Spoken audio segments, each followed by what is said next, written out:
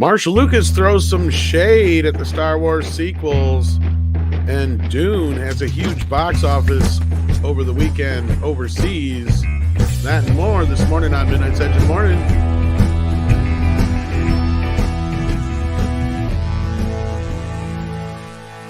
Greetings, everybody, and welcome to the show. It's Monday. It's time to get the week started once again. It's almost Halloween. I know that much. I haven't even thought about it. The days are all the same, aren't they? Yeah, they kind of are. And welcome, everybody. We got Andre here, of course. Michael from Retro Blasting is running a little late. Hopefully, he'll be by before too long. As well as Script Doctor should be along in a little bit as well. But in the meantime, we'll say hello to you guys in the chat, and we'll get started here. So welcome, everybody. I saw that we had Sporking News podcast here. So hey, greetings, Sporking. Hey, Scotty, and congratulations. He just had a baby. Oh, congratulations. Well, his wife did, not him. But. Yeah, well, it takes two to tango, doesn't it? So you yeah, be clear this day and age, though. Yeah, but in any way, just congratulations and best of wishes to the entire family. And he says thank you and you're welcome. We also have Stephanie hanging out here. Stephanie Janicek, of course. Looks like we got Aluvria Makara, Fractal Jack's here, just another red shirt's here, Bright as Day's here. Natasha's hanging out with a wrench. How you doing? We got Grand Wazoo 42, Mr. Evil's here, Mr. Dragon's here. We also have Cosmic Squirrel, Rick Lucy. How you doing? Eric Runge Madsen, or as you say, Rung, or whatever it is. Erik Runge Madsen. Try to say it. Runge. Yeah, that was good. Yeah. That was good. That's and also, since it's Danish, and Danish, like, Erik, you're going to forgive me for this. We say in the rest of the Scandinavian countries that the Danes, they kind of sound like they talk Norwegian, but with a potato in their mouth. So that, like, the Runge, that was pretty perfect, probably. You may even have said it better than me. I don't know about that. But we also have Michael MacLeod. We have Darth Scipio hanging in there. We got Fractal Jack. I think I said why do I always say Fractal Jack more than once? I don't know. Well, because it's fractals. That's why. It's fractured all over the place. Got Rhetorical Thrill here, and we got Six here. Good morning, Six. How you doing? Swinging a wrench around. Morgan King is here. Rob Altus is here. Culture's in the chat, too. I sent you a link, Culture, if you're around, as well as the SEM guy. Double back again, and so many more. Thank you for being here this morning. We appreciate it. Welcome, everybody. Because like a whole lot of nothing happened.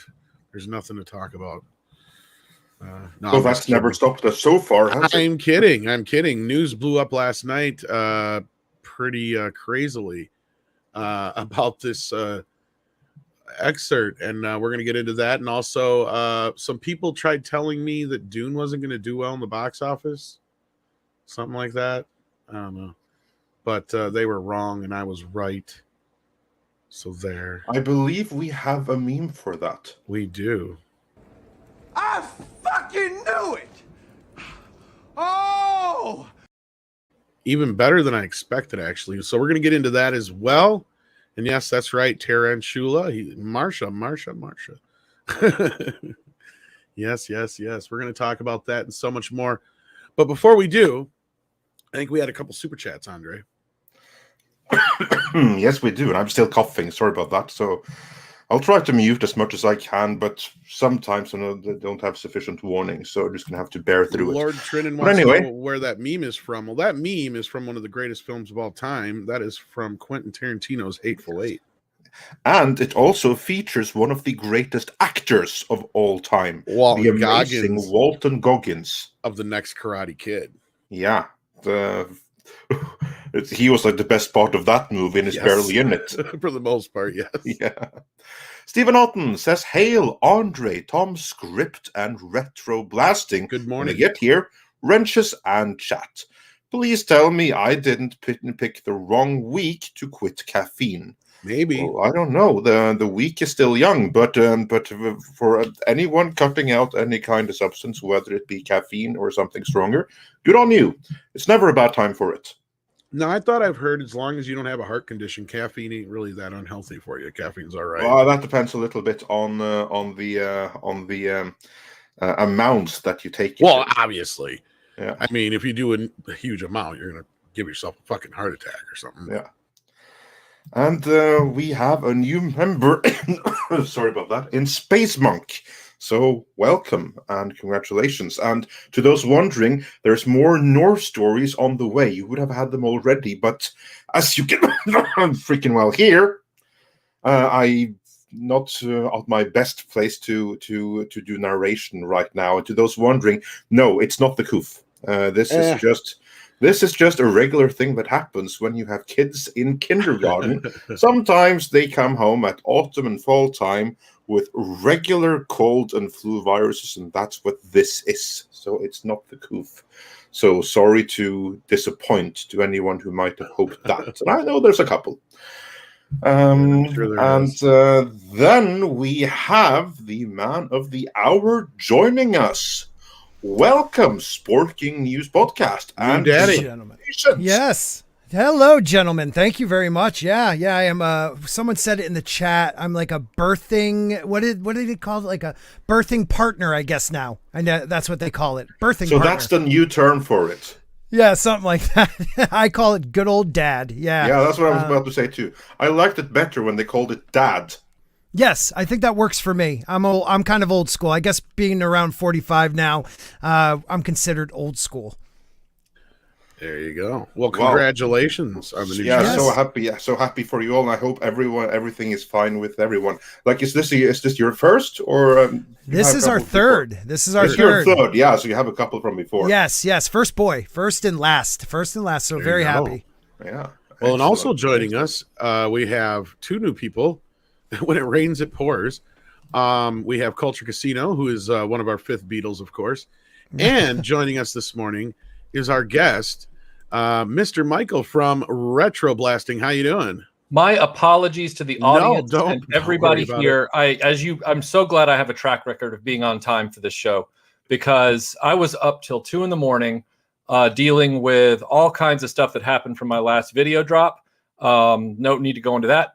But anyway, it was a long evening, and I clearly became befuddled. And then when I woke up this morning, I just glitched out. So my sincere apologies to everybody in the chat and here on the panel. I'm here. I'm ready to go. Let's do this show. I love being on Midnight's Edge. No worries, Michael. No worries. We love having you. So yeah. As I said to you just a few minutes ago, like if we need to reschedule, we can. But you're here, so that's all that matters. And we're glad to have you. So as long as you've got the time.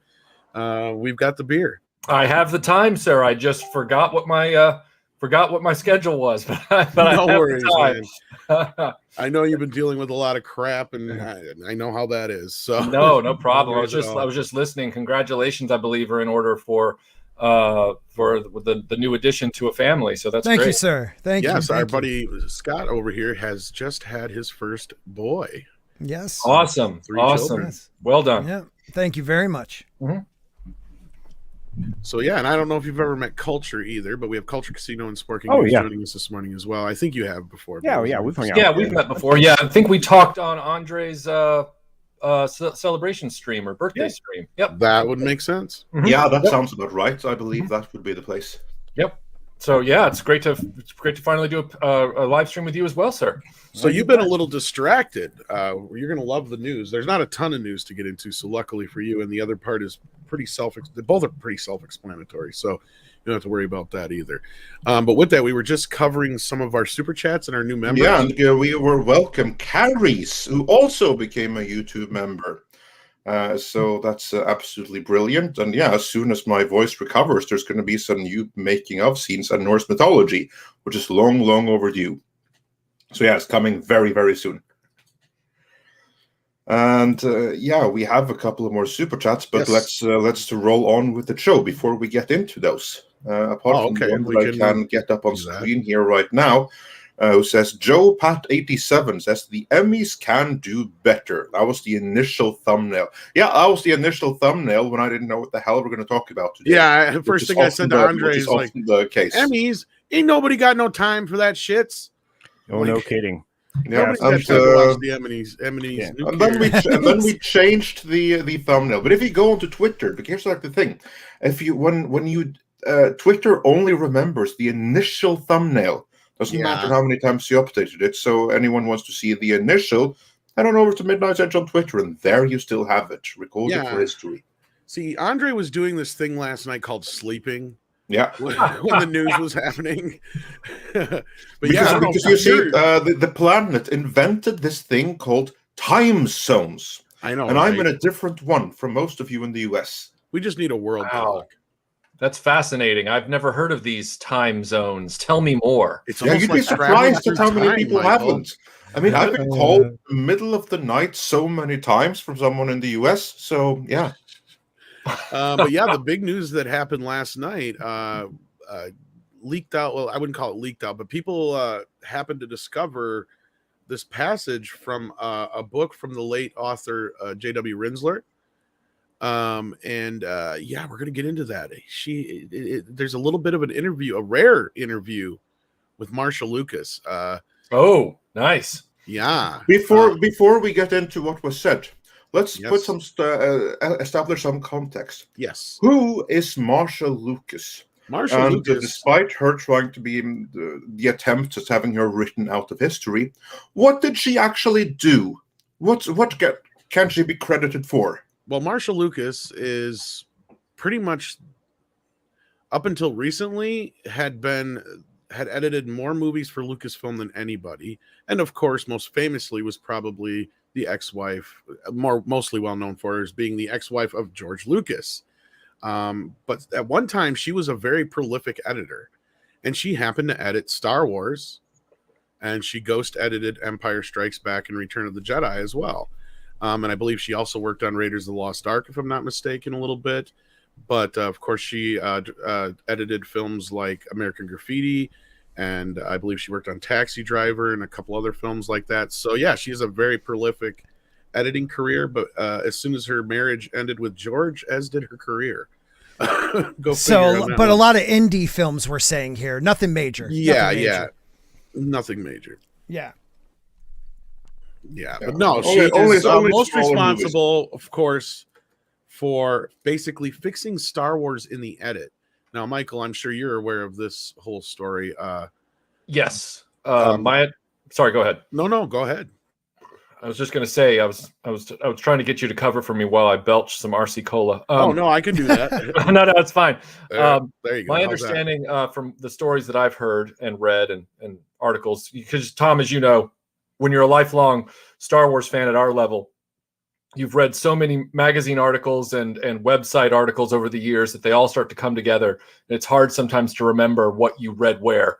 But when the Behind the Magic CD-ROM came out, they released as part of that CD-ROM the deleted scenes from Star Wars. And one of those deleted scenes, which was very interesting, happened to be, yes, Will, that's exactly right. Got some help for RC Cola. I like right. RC Cola too. One of the deleted scenes wasn't really a deleted scene. It was a longer black and white work print version of the Cantina sequence. Which is actually on the Blu-ray now, I believe. Yes, it is on the Blu-ray now. Thank God it's now in high definition and on the Blu-ray. But it was fascinating to watch because it was the first real evidence of the stories that we'd heard that the first round of editing on Star Wars was done in a very journeyman kind of way, a very, layman, not to denigrate the individuals that worked on it, but it was done in a very traditional, staid, kind of almost documentarian kind of fashion. And we'd always heard these stories. And then we'd heard that Marcia Lucas saved the movie in editing when they brought it back to the States, and they did triage on it, and Marcia Lucas started cutting everything differently and working with her husband to make it faster and give it more visual interest and all that kind of stuff. Yeah, the bigger thing would have been the ending bit, of course, is what she worked on that changed the entire narrative of the third act. Can you say, Tom, that this was one of those movies that is legendary for being saved in the editing, completely saved in the editing? It's probably one of the most iconic movies of all time that happened to. Probably. I mean, it's probably safe to say that much because I'd take it one step further. I would say that this movie wrote the book on being saved in editing. Yeah, way of putting it. Yeah, that's true. Yeah, because as I was saying, like the original Death Star scene had no real weight to it, and it was just the rebels going out, blowing up the Death Star, and Marsha through editing, because at no point during the entire sequence does any of the actors on screen actually talk about the Death Star closing in on the rebel base. It's all done in voiceovers and visuals on the screen. And that's all to Marsha's credit. She's the one who put that together and added that tension in that last part of that scene, because she said flat out, if the crowd doesn't cheer when Han Solo comes in, then we've lost them. And there's nothing here for you to cheer about. Like, no basically, stakes. You've got a bunch of teenagers going out for no good reason and blowing up a huge piece of equipment. Basically, is what you got. So specifically, what did she add into that sequence, Tom? Well, she added the whole whole thing with the countdown to the Death Star actually getting in range of the rebel base. Oh, okay, right. Yeah, So that was not even part of the script. Clock. Yeah. So when it was just them going out blasting the Death Star, and she's like, "Yeah, it's kind of anticlimactic." So it's like she re-edited that whole last bit. Her and I think it was Richard Chew, and I can't remember the other editor's name, but yeah, they redid it because the original British editor, as you were saying, Michael, was the term used was he edited it in a very leisurely way. Yes. The cantina scene is very like of the 70s as far as filmmaking is concerned, with those, it's almost like when you watch The Conversation or something like that, and it's these long, lingering shots, and a lot of people milling around, and it's trying to really over establish that atmosphere and all that kind of stuff. And again, I saw in the chat, just now, that people were crediting Richard Chew, and we weren't trying to take anything away. It's always a team effort. It's always a village, but Marcia Lucas was in that equation. That was where her role was. And then one of the other, I don't know if this is specifically Marcia or Richard Chew, but it's a perfect example of how they re-edited this for pacing and interest. If you watch the Star Wars Revisited fan edit by Adiwan, you will see that he revealed in his edit, through the edit of resequencing the Obi-Wan Luke and Obi-Wan's hut scene, that Marcia and all of them, I don't know if Marcia was literally there, but Richard Chew and all those guys, along with Marcia with the same philosophy, they cut that whole scene up from the way it plays in the script and shuffled all the different dialogue bits around. And so in doing that, you get the continuity error of C-3PO turning on, turning off, turning on, turning off. And it plays very differently. But if you watch the Adiwan Revisited version, you can see that scene re-edited in its actual sequence. And I actually, admittedly, like it as it played out in the script a little better, because the motivations make more sense in the conversation. It flows more logically. But it's a great example of showing how what mentality they went at a lot of those changes with back in 77 to try and make this, a different kind of film. So yeah, there's nothing wrong with the way they cut that scene for the theatrical version. Obviously, Star Wars is a perfect movie, but it's a way to show and illustrate how they did that. Rather than start with a natural flow of conversation, they start with, "No, my father didn't fight in the wars. He was a navigator on a spice freighter." It's fascinating to watch those two versions of the scene back to back, because they didn't actually cut any dialogue out. They literally just shuffled the deck of cards. Very fascinating. Yeah, and I think that's actually on YouTube. You can actually watch the sequences back to back, because I've seen that, but I have not seen the actual full cut. Yeah, but I've seen what you're talking about. So yeah, like there's plenty of reference material out there. But yeah, there was this book that was recently released, I should say, about Howard Kazajian, if I'm saying the name right. And J.W. Rinsler, who sadly just recently passed away, was the author, and the foreword was actually by Marcia as well. And Marcia is not somebody who generally speaks out. After her divorce from George, she kind of was really reclusive, and I don't know if that was by choice or, if she had some kind of gag order on her by George, because I mean, we could get into a whole lot of stuff about the relationship between the two. And I only think it's relevant because she has never really come out too much in defense of George. And for her to come out and say what she has said now is kind of, I think it's a big deal. And I mean, granted, she's kind of more so speaking out in defense of her children, should I say, I guess more so, because yeah, she's a big part of the original Star Wars trilogy. Right. She was there from the beginning. I mean, the whole trilogy kind of, in a weird way, is kind of a chronicling of the marriage and the fall of the marriage. And I've even pointed this out, that I feel like a lot of what George went through during that period, he injected into the prequels. Like, there's a lot of it there, I feel like, because he built Lucasfilm for her, right? And he did this whole entire thing for her, and so they could have a family. And in the end, all it did is come between him and her. Kind of like how, you know, in the prequels, that's the whole story of, you know, Anakin's entire goal is to save Padme. And in the end, everything he does is basically what brings on her death, right? Like, that's kind of, you know, is kind of, if you put that marriage part in there as opposed to the actual physical death, you know, that's kind of the same story. And you kind of see, because George built this empire around her, and then she's gone. You know, like that was kind of what it was. It's kind of a sad story in a way, but like that's kind of the overview of what we've gotten. And again, we can go back and forth. She was one of those people that was never afraid to tell George what she felt. You know, she's been quoted many times calling him a dead fish. Right. Yeah. It's been pretty brutal at times. Yeah. Yeah. She's been pretty brutal with him. So for her to speak out like this, I think says a lot. But I think we got enough people here now. So I'm actually going to read the quote. And this is from Marcia, and this is from that book. She says, "I like Kathleen. I always liked her," says Marcia Lucas. "She was full of beans. She was really smart and really bright. Really wonderful woman. And I liked her husband, Frank. I liked them a lot. Now that she's running Lucasfilm and making movies, it seems to me that Kathy Kennedy and J.J. Abrams don't have a clue about Star Wars. They don't get it. And J.J. Abrams is writing these stories. When I saw that movie where they killed Han Solo, I was furious.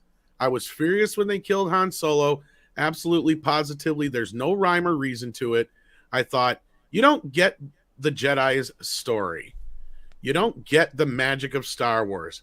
You're getting rid of Han Solo.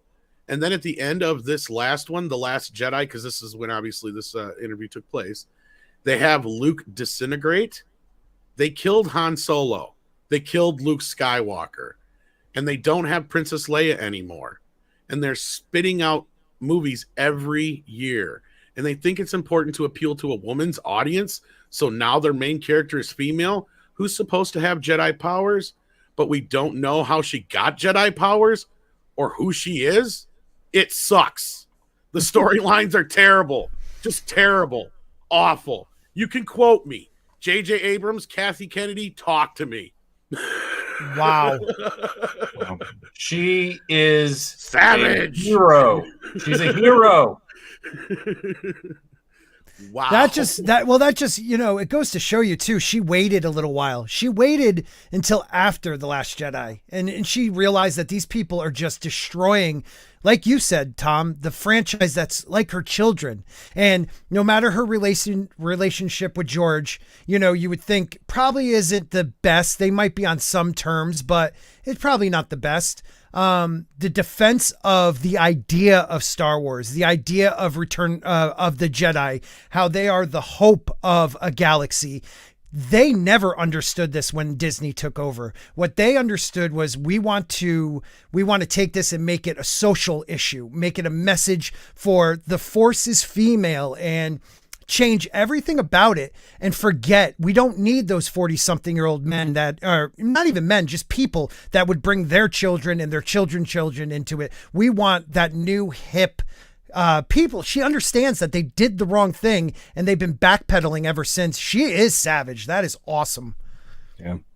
And, you know, that's an interesting, you know, quote to pull out. And of course, you know, I saw this happening last night and it was like, this is going to be news for a while because it's a lady going after another lady, and yeah, that's a no-no. And if anybody tries to accuse Marsha of not being a feminist, they're going to be in for a real fight. Right. So it's and of course, we'd heard the stories about her and essentially saving the first film, making it so that, my childhood memories, it's 6 and 7 years old, were created. My very first cinematic memory was that. Right. I'd seen other films, obviously, in the theaters as a young child, but that was my first major cinematic memory. It's the one that sticks with me. And so I'm grateful to her for help making one of the best films ever. But I'm even more grateful for her to say what she said whenever this excerpt was pulled out. This is a couple of years ago, wasn't it? The actual interview was conducted a couple of years ago, but I believe this book is pretty recent. Wow. Let me look here. Yeah, I'm shocked it hasn't come out earlier. That was right after The Last Jedi. Came out. Wow. September 14th, 2021. So I'm assuming this is one of JW's last books, if not his last. So yeah, this just came out this last week here. But there's some more quotes from the book about a few things, including the prequels, which she talks about too. She says, you have a princess who looked like she was 20 years old. There were things I didn't like about the casting and things I didn't like about the story and things I didn't like. It was a lot of eye candy CG. So she's not even necessarily nice to George in this thing either. She goes, I was impressed that the prequels had their own identity. Or no, this is Mark Hamill saying that. Sorry. Oh, okay. So then, so I'm not sure who all these quotes are coming from, but yeah, there's a lot of talk about episode 1. And she has a quote here about episode 1. I'm trying to find it. Okay. George is in his heart and soul a good guy and a talented filmmaker, Marcia says. I wish he would have kept directing other kinds of movies. But when I went to see episode 1, I had a friend who worked at ILM who took me as a guest to a preview. I remember going to the parking lot, sitting in the car and crying. I cried because I didn't think it was very good. And I thought he had such a rich vein to mine, a rich palette to tell stories with. He had all those characters, and I thought it was weird that the story was about this little boy who looked like he was 6 years old. But then later on, he was supposed to get this reunion. I thought it would be... Oh, okay. These are out of order. Sorry. Hang on. Shoot. Well, the problem is that she understands that during the original trilogy, there were people willing to say no to George. And in the prequels, everyone said yes. Yeah, there's something else. I'm trying to find the quote here. But like she basically says that. She says there, somewhere along the lines like, yeah. So, but again, the main quote was the Star Wars sequel business. So Michael, what's your reaction to this quote about how she feels about the new films? Because this sounds a lot like you feel. We all. Yeah, I always respect people who aren't sugarcoating things that they were directly involved with. And Marcia Lucas, in many ways, like the late Gary Kurtz, who was also a hero of mine in the retroactive history of Star Wars. Marcia Lucas and Gary Kurtz both are they are bulwarks against revisionist history of the Star Wars production mythology. In the 90s, we were sold this idea that George Lucas had always had the scripts pre-planned and everything was, engineered in advance. And this is the way the plan has always been, as the prequels were unfolding in a very slipshod, uneven kind of way.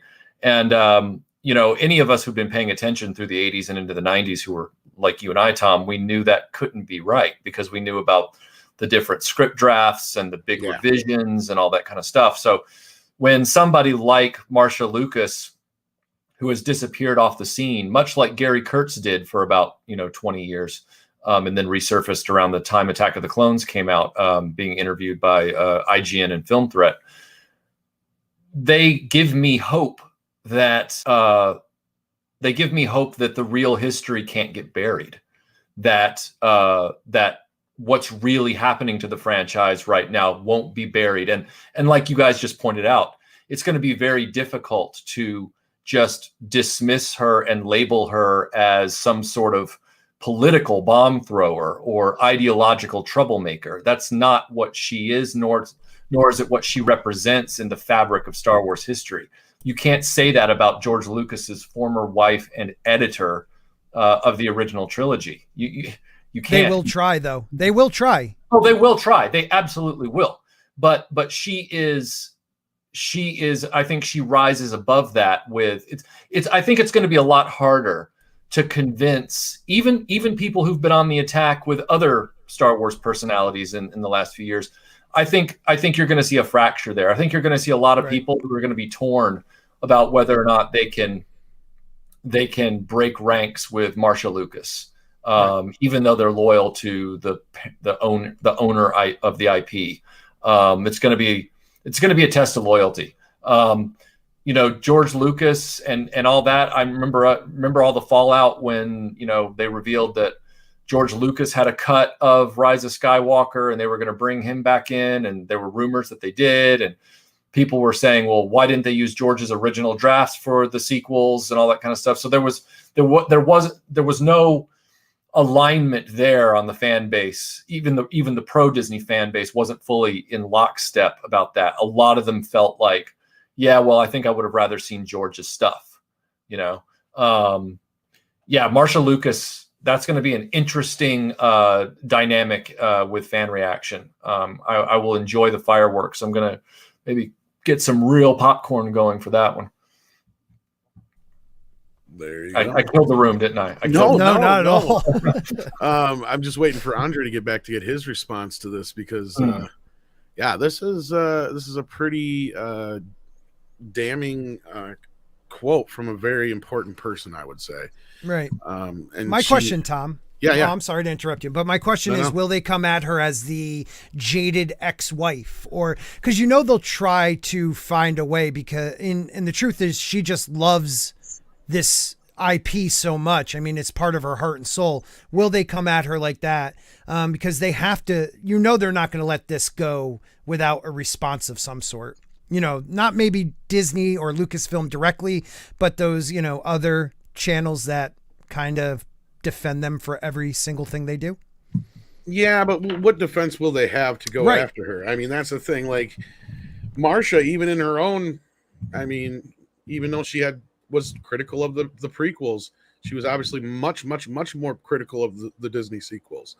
And she's basically calling out J.J. Abrams and Kathleen Kennedy. Like, she's like, I want to have some words with y'all. We got to talk, she ain't afraid. Like, this is the first time where she's really kind of come out and been like, come at me, y'all. Like, I ain't hiding no more. Maybe the NDAs are up because I know, here's the thing, and I'm not trying to paint George as some tyrant, but as far as I know, she amicably walked away from all this shit during the divorce. Like, I know she signed over a bunch of her rights for certain things. And there's always been that there was that working rumor for a while that the reason he did the special editions was to try and cut her out of royalties for the original trilogy or something. Like, ooh, cold-blooded. Which I don't know if that's true, but was that true? Could be some accuracy to that, but I've also heard that she got bought out of her rights years ago. Oh, so weird. I don't know. And that's the thing is she is persona non grata. Like, she's not supposed to be brought anywhere near Lucasfilm. Like, she even said there in that quote, she had a friend at ILM who took her to a fucking screening of Star Wars Episode 1 for Pete's sake. Right. So, she couldn't even be bothered to ask George to get a ticket to see that, or a pass to see that. So it clearly shows how close they are after all that. I don't know how much they've talked since then, clearly. I know the marriage didn't end that well. Depending on who you believe, she either cheated on him or didn't, but that doesn't really matter when it comes to this, because again, like I said, she's coming out in defense of her children here. I feel like, because even though she doesn't feel like she was the one who was the person behind it, because there was the other quote here, about, the George's films, he's the one who came up with all the characters. I'm trying to find this here. Well, while you find that, it's one thing that this does do. It defends channels like, Midnight's Edge and people like yourself and Andre and Retro Blasting and all the people that have been defending, all our voices, the mass fans that have been, being attacked for just disliking movies because we're this ist or ism, because we didn't understand, the direction Disney wanted to go with it. We didn't agree with it. She is actually, justifying everything we have said in the past about these movies. In just a short quote, she says everything we've been saying. And you're right, they can't attack her. These are her babies. And I hate to say it, she's a woman, in film that has done a great deal for the media itself in editing and just movies in general. But she has, without even trying, came out and defended all of us. And this is a win for everybody. And I look at it that way because of, Disney and their employees attacking us, attacking our families, attacking friends, just for disagreeing with the idea of Disney's, Star Wars and the direction they took it. Yeah, you're absolutely right. It's the ultimate validation in a sense. Well, not the ultimate, but it's pretty close to it. And it only goes to show that those that wanted to be on the right side of history are going to end up on the dead wrong side of it because they took things too far. Yeah. You know what I love the most about her quote is, Andre, I didn't mean to step on you if you had more to say. No, by all means. No, carry on. Okay. What I love the most about her quote, as my brain has chewed on it for the past 10 minutes, is the fact that she did something just now with this quote that nobody else has really done. I mean, meaning in the professional space. In the social media space, at the consumer level, we've all been doing it. But she's the first person to really step up and go, you know what? The writing is bad. J.J. Abrams is not a Hollywood darling. He is inept. This is not good filmmaking. This is like, when Scorsese, right or wrong, Scorsese went out and slammed all the Marvel films, except in this case with Scorsese, he was kind of walking out into a tone deaf situation where people actually like a lot of the Marvel films, and he kind of, got some backlash for that. But in Marcia's case, she's actually walking into a space where a significant proportion of the audience is unhappy. Not just with, the stunt casting, and not just with the Disney draconian rule over this stuff and everything like that. She's actually not happy with the plotting, the quality of the writing, and the directors and filmmakers that they've hired. And she's not worshiping at their altar. She doesn't see J.J. Abrams as this visionary wunderkind. Like she actually is saying, he ain't that great, everybody. Right. He's not. Yeah. It's like when we would say, they would say to us, we hate women, or they would say to us, oh, you just don't like it because it's not what you're used to, and this is a new vision. And now we have somebody who was there from the beginning, a woman, defending everything we've said. So you put it perfectly, Retro Blasting. It defends the idea where we were just saying, look, these movies aren't good. The writing isn't good. Some of the special effects were good. The castings wasn't very good. And the direction was terrible. And we were attacked for different reasons that she will not get attacked for. I got the rest of the quote here because I was reading it all fucked up. I apologize, guys. Thanks, Six, for helping me out with this. But okay, here's the whole entire last part of that quote. Not fucked up. George is in his heart and soul a good guy and a talented filmmaker. I wish he would have kept directing, but when I seen episode 1, I had a friend who worked at ILM who took me as a guest to a preview. I remember going in the parking lot, sitting in my car and crying. I cried because I didn't think it was very good, and I thought he had such a rich vein to mine, a rich palette to tell stories. He had all those characters, and I thought it was weird to tell a story about a little boy who looked like he was 6 years old, but later on he was supposed to get this reunion. I thought it would be a fun, and I enjoyed it. Marcia has heard many times that George was the head and she was the heart of Star Wars, but she says that's not accurate. I wouldn't think so. I definitely made scenes work. I made the end battle work. I definitely had a lot to do with making it work, but I wasn't the writer and I wasn't the director. I didn't come up with the creative names, Darth Vader, Luke Skywalker. All those names are classics. George came up with all of it using his amazing imagination. So she does give him a lot of credit here too, even though she does kind of shit on him a little bit for the prequels. But again, I think the more damning thing is what she says about J.J. Abrams and Kathleen Kennedy, and she doesn't even bothered to mention Rian Johnson by fucking name, right? Like she. I think that's actually why she can get away with trashing George Lucas a little bit, because she trashes everyone else so much more that's where the attention is going to be, and obviously it's the truth, and it's playing right into underrated and suppressed fan sentiment.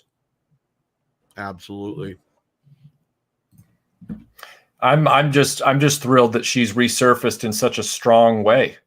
She was like, I always forget the name of that guy that like stole the suitcase of money on the airplane and parachuted out the back. Yeah. She was like the DB Cooper of Star Wars, except she didn't rob anybody. She just disappeared.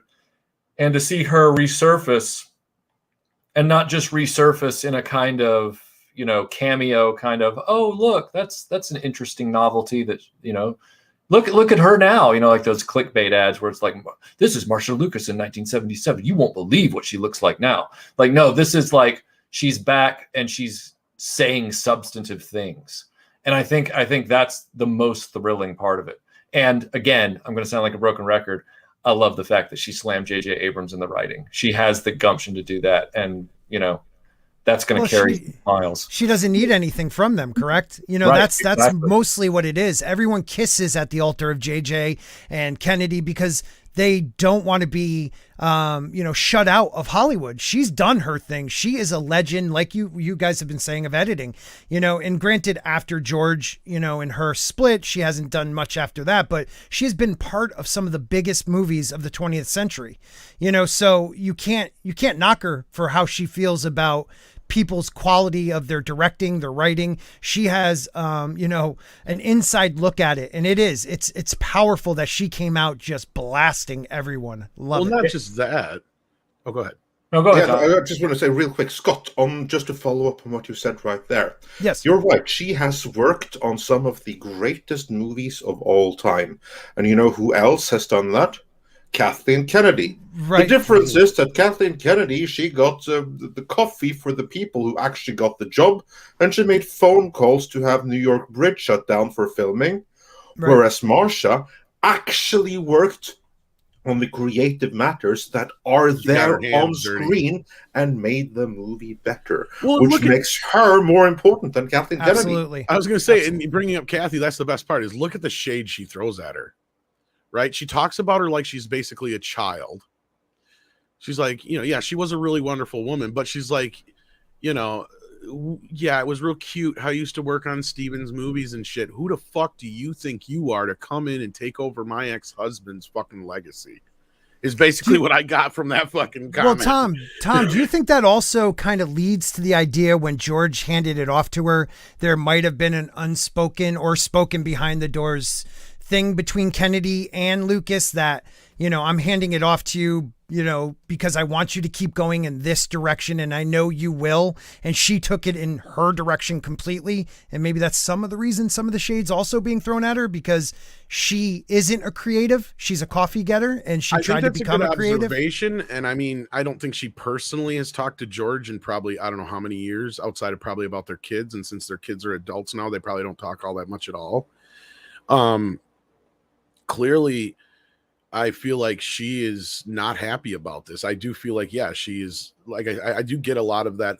Who the fuck do you think you are vibe from this comment, right? Like you destroyed the legacy of Star Wars now is basically what I think she's saying to Kathleen Kennedy. It's like, you fucked this up. So, but I know you got to get going here, Scott. Yeah, sorry. Baby duties, I'm sure. I hear Mama waking up upstairs, and we got to take the baby to his first doctor's appointment. Aww. But I have to say, Tom, as always, thank you. You're always so supportive of my channel. Retro Blasting, it's an honor. I've been subscribed for a while now, so it's awesome to be on here. And definitely, dude. Seriously, honor. Andre, though, I think this is actually the first live stream I've been on with you. I always miss you when you're on like a Rogue or one of our other ones. So it is Midnight's Edge. Time zones, man. Time zones. It truly is. But Midnight's Edge has been one of the biggest inspirations for my channel, even though my channel doesn't hold a candle to yours. But I appreciate you having me on, and it's an honor to be able to, stream with you guys. Oh, thank you. Let's don't be a stranger. Let's do it again. Oh, I definitely will. Thank you, guys. Tom, love you. Culture, as always. You too, my buddy. Partner in crime. Love you guys. Again. See you, man. Bye. And then there were 4. The new dad duty, man. I'm telling you. And I'm just gonna take the opportunity to welcome Rudy as a new member, because I've had my screen stuck on that, so I could get it up. So welcome. Yeah, as I said before, more exclusive bonus content coming as soon as my voice freaking clears up. And I get shit done. I got to gather up thumbnails and stuff. It's not easy. But yeah, so this is a very interesting quote. I know there was some more stuff that she had said too, but yeah, this is the most I've heard her say in a long, long, long time. So it's very interesting. And I think this is going to resonate for a while here. I don't think Disney's going to be able to get away from this. As Scott pointed out before, this is not just a woman saying this. This is Marcia Lucas. She's basically like the godmother of Star Wars, right? Like, even if you can't consider her the mother by her quotes here, she's like, no, it's all George's. It's all George's. It's like, yeah, I don't think you're giving yourself enough credit, lady. I really don't, because nobody understood Star Wars but George. And that was one thing I know that was a big deal. And she kind of got it, or at least got it enough to where she fixed it in the end. Because I don't think the movie would have been I just don't think it would have been as good without her. I don't know if anybody disagrees with me, but yeah. I know someone who doesn't. Beautiful Bliss says, remember, women fight with words, then act on those words. So don't rule out that there were words said between those women. I don't think they have talked. That's the thing. She's calling her out. She's like, come talk to me, Kathy.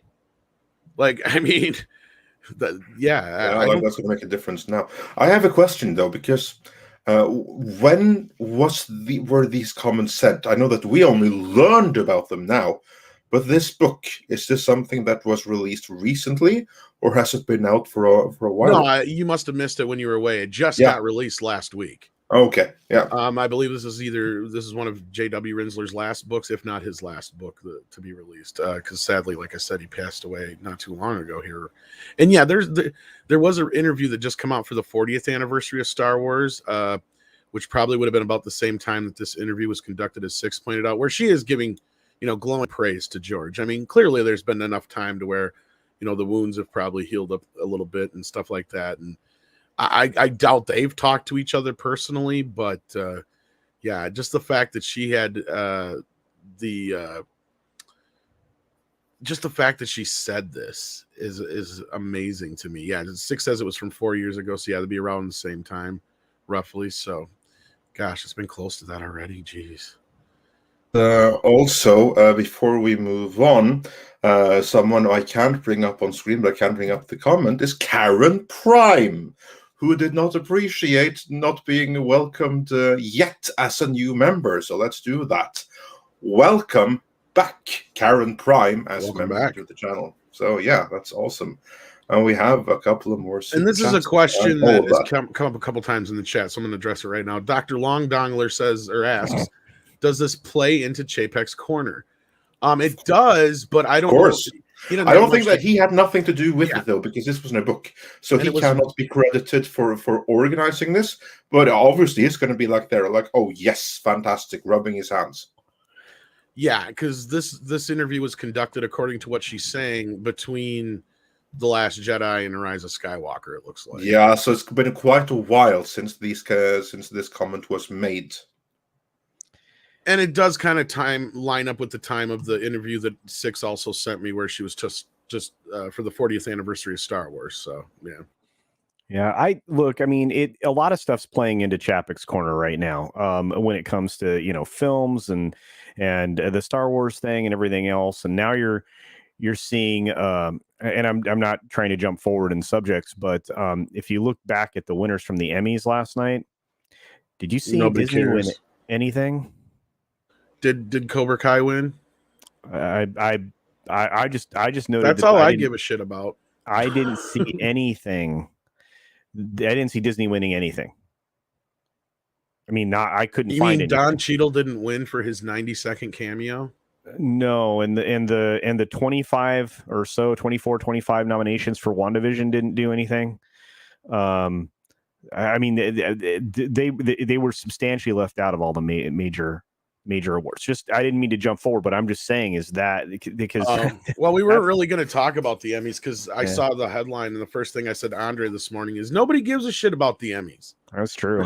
Nobody cares. I only took that thumbnail from like lack of options. I was like, we already did Dune like twice or 3-4 times the last 2 weeks, so I can always change it apart from on Twitter. So yeah. Well, Dune is big news. We'll get to that, but this is bigger news. This, like I said, this is making the rounds last night. We talked about it last night on Doomcock's show.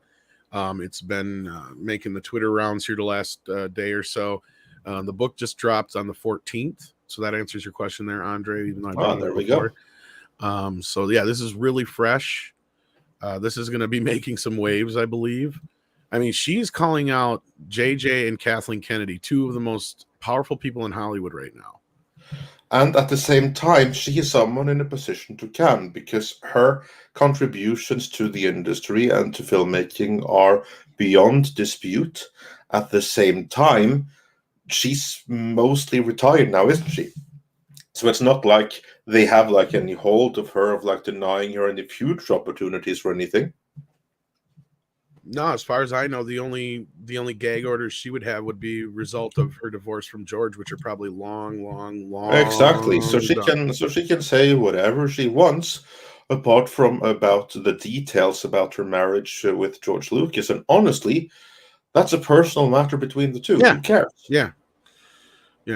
Like, as far as I usually talk about it, I'll bring up a few choice stories that are out there. I'll bring up, the fact that Lucasfilm was built for her. But other than that, like, no, I don't see why that matters outside of the fact that she was just there. She left the industry after their divorce, and that was her choice, I guess. I mean, some will say that George did kind of have her blacklisted. There's some proof to that. But again, I'm sure if she wanted to continue in the industry, she has enough credentials she could have.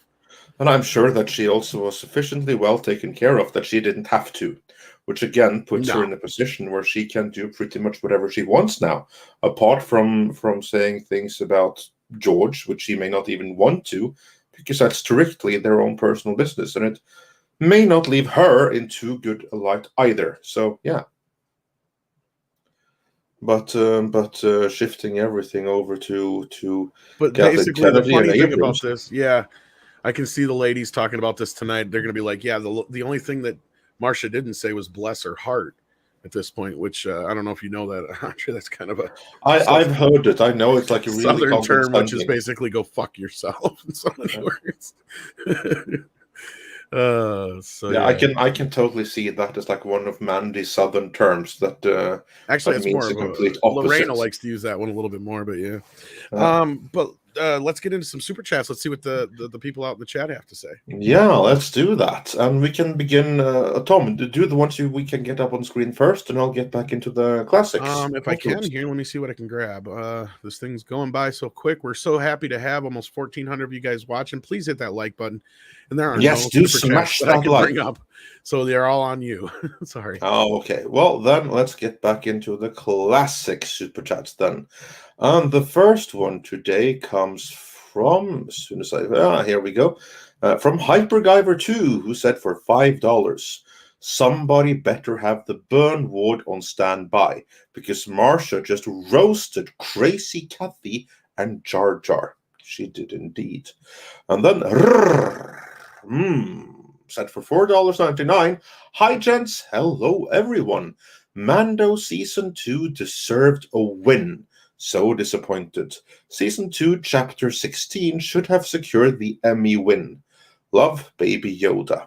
And yeah, but that's the Emmys for you, and we'll probably get into that a little bit later on. I don't think there was ever a good shot at them winning anything. But yeah, there you go.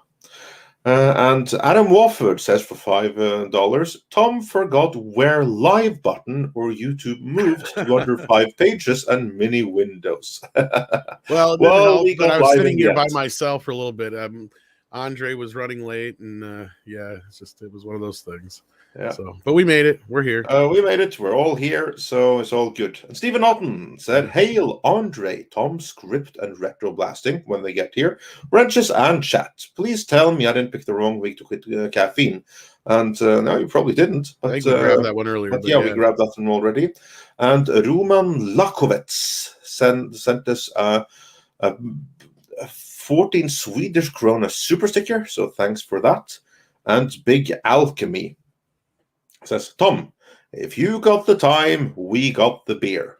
Yep. I'm old enough to get that reference. Well, somebody done. does.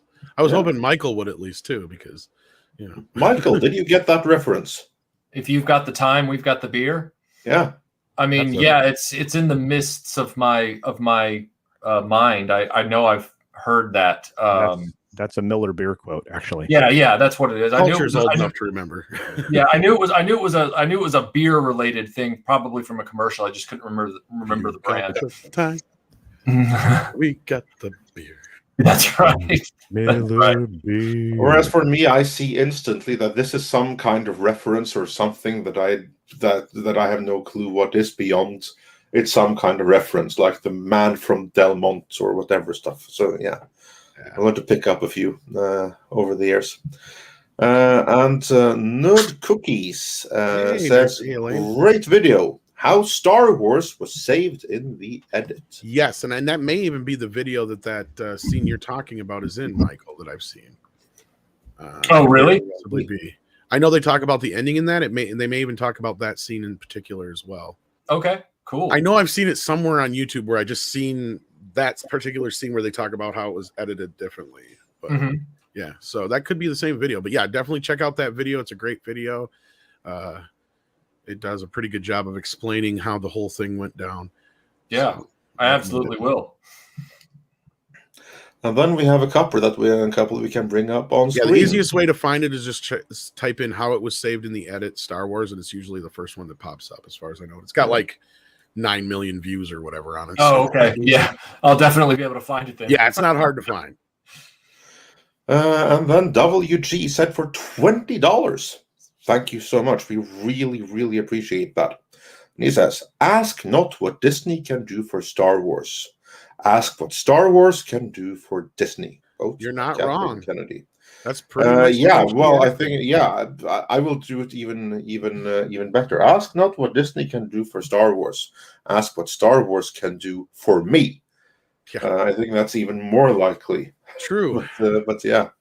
And then Durao On says for €10. I'll try here. "Bonjour à tous. Hi, Retro Blasting. Your KK's Firehouse fun is always next to every video I play that I almost memorized it, and probably 30% of the views is from me. Vive le chat, Erenches." That's very kind of you, sir. That was a labor of love video for me, and I'm so grateful that it has done so well. And that everybody has plugged into that and they get the message. So thank you. That's a well-made video, I have to say, too. I was looking forward to seeing it, and it was truly great. Thank you. I was even happy to share with Mike that the algorithm was being a little nice to him. One of his older videos popped up on my main page. I'm like, hey, look. Yeah. The algorithm's doing real well, especially after yesterday. But I don't know how the like to dislike ratio is doing, but the algorithm's doing real well. Hey, that was before that, Michael. So at least. Oh, okay. Well, that's good. That's good. Yeah. Yeah. So always keep that in mind. No, but Sean, you do some great work over there. You guys do wonderful, wonderful work. Can't say enough. Nobody knows toys like you guys do, and you guys work with some other great toy channels. So I cannot recommend what you do enough. And then Sean Carter sends in $5. Says, "Tom, here's to good friends. Tonight is Kind's special." Yes, he's singing the rest of the song for us. Thank you so much. At least some people get it. I'm not the only old fogey here. Platts says $5. That sounds like a beer brand. What are chances that Lucasfilm touched the sequel era again? I know Visions has a few post Rise of Skywalker stories, but it's not canon. Well, let's hear what our guests have to say. Yeah. Michael, do you think they'll go back and touch on the sequels again on any series at all? Well, the last article I read was a few days ago, and I know that Tom, I told you that I have been largely out of touch with stuff, but every now and then an article does actually grab my attention away from what I was working on up until yesterday. And they were saying that it was a weird theory. They were saying that the Star Wars sequel trilogy is going to get retconned by Disney by doing a series, a trilogy of television shows that begin with The Mandalorian. And I'm like, that's nice poetry, but until we actually see, Disney redefine what those 3 films were and put out another trilogy, I'm going to have a hard time buying into the idea that a series of television shows is going to officially supplant the sequel trilogy. And I say that as somebody that doesn't count the sequel trilogy philosophically, but right. Yeah, that's the last I saw on it. I haven't seen any official movement in that regard. That's kind of what I've heard, but more so not so much that they're going to erase anything, but just that they're just going to ignore it. Right. And it seems to be the case for the most part. There has not been much that's touched on any of the sequel trilogy characters. What about you, Culture? I know you may have a little bit more of a for the next at least year and a half, it looks like the way forward is to stay far away from it. I mean, you're still going to see some of the leaning into some of the elements of the sequel trilogy, but they're really trying to go a different direction. They don't want to get too far down the road into the sequel era because it's not. I mean, they've realized it's not good. Nothing sells that's associated with it, and believe me, retro blasting, my friend would know. The toys they're not appealing, which that indicates they're not capturing the younger audience that are or even the collectors, even to some extent. So the toy sales, as we know, are notoriously bad for the sequel characters and ephemera, and I mean. If it does shock me, although no, I take that back. It doesn't shock me. The reason I say that is because Disney really, up until they inherited or bought Marvel, Disney had a really bad track record converting their stuff into the action figure market. In the 80s and things like that, there was no robust merchandising flow for their stuff. And like, that's coming from somebody that really would have loved Black Cauldron action figures. Right. I would have really enjoyed that. I was going to say, outside of Tron, what did they have in the 80s? Nothing. Well, nothing. Yeah. I mean, they were very slow to market things, actually. In fact, I think that recently the most, the most blaring example of that would be Frozen. They didn't capitalize on Frozen, just like they didn't capitalize on Baby Yoda for over a year. Mm-hmm. I mean, the merch came out so much in arrears of the actual sensation, that they're bad at it. They've been bad at it since, who knows how long, maybe. Yeah. At the height of DuckTales popularity, there were no action figure toys, which is weird. And I learned, I've been on an unrelated note, but related to this, it'll dovetail. I learned while researching for this big Robin Hood retrospective I'm working on for my channel that Robin Hood animated Walt Disney action figures, an entire line with vehicles, play sets, large play sets, everything were made just 10 years ago in Europe, where they had an entire Disney animated action figure line of Sword in the Stone and, Jungle Book and all these other characters that now go for a fortune on the secondhand market. That's how bad Disney is, like, at making action figures and toys. They know how to do plushies. They can do plush animals all day. But as far as everything else, unless it's a doll of Elsa from Frozen or Belle from Beauty and the Beast, they don't know how to effectively market their stuff. So saying that, going into that sequel trilogy, I'm really not surprised that they would say, hey, let's take this character in Last Jedi and make her look like a Ghostbuster that forgot their equipment. Because that's appealing. Just a guy, just a girl in a baggy jumpsuit. Like, you want to look at him and go, you do understand, right, that toys have to have curb appeal.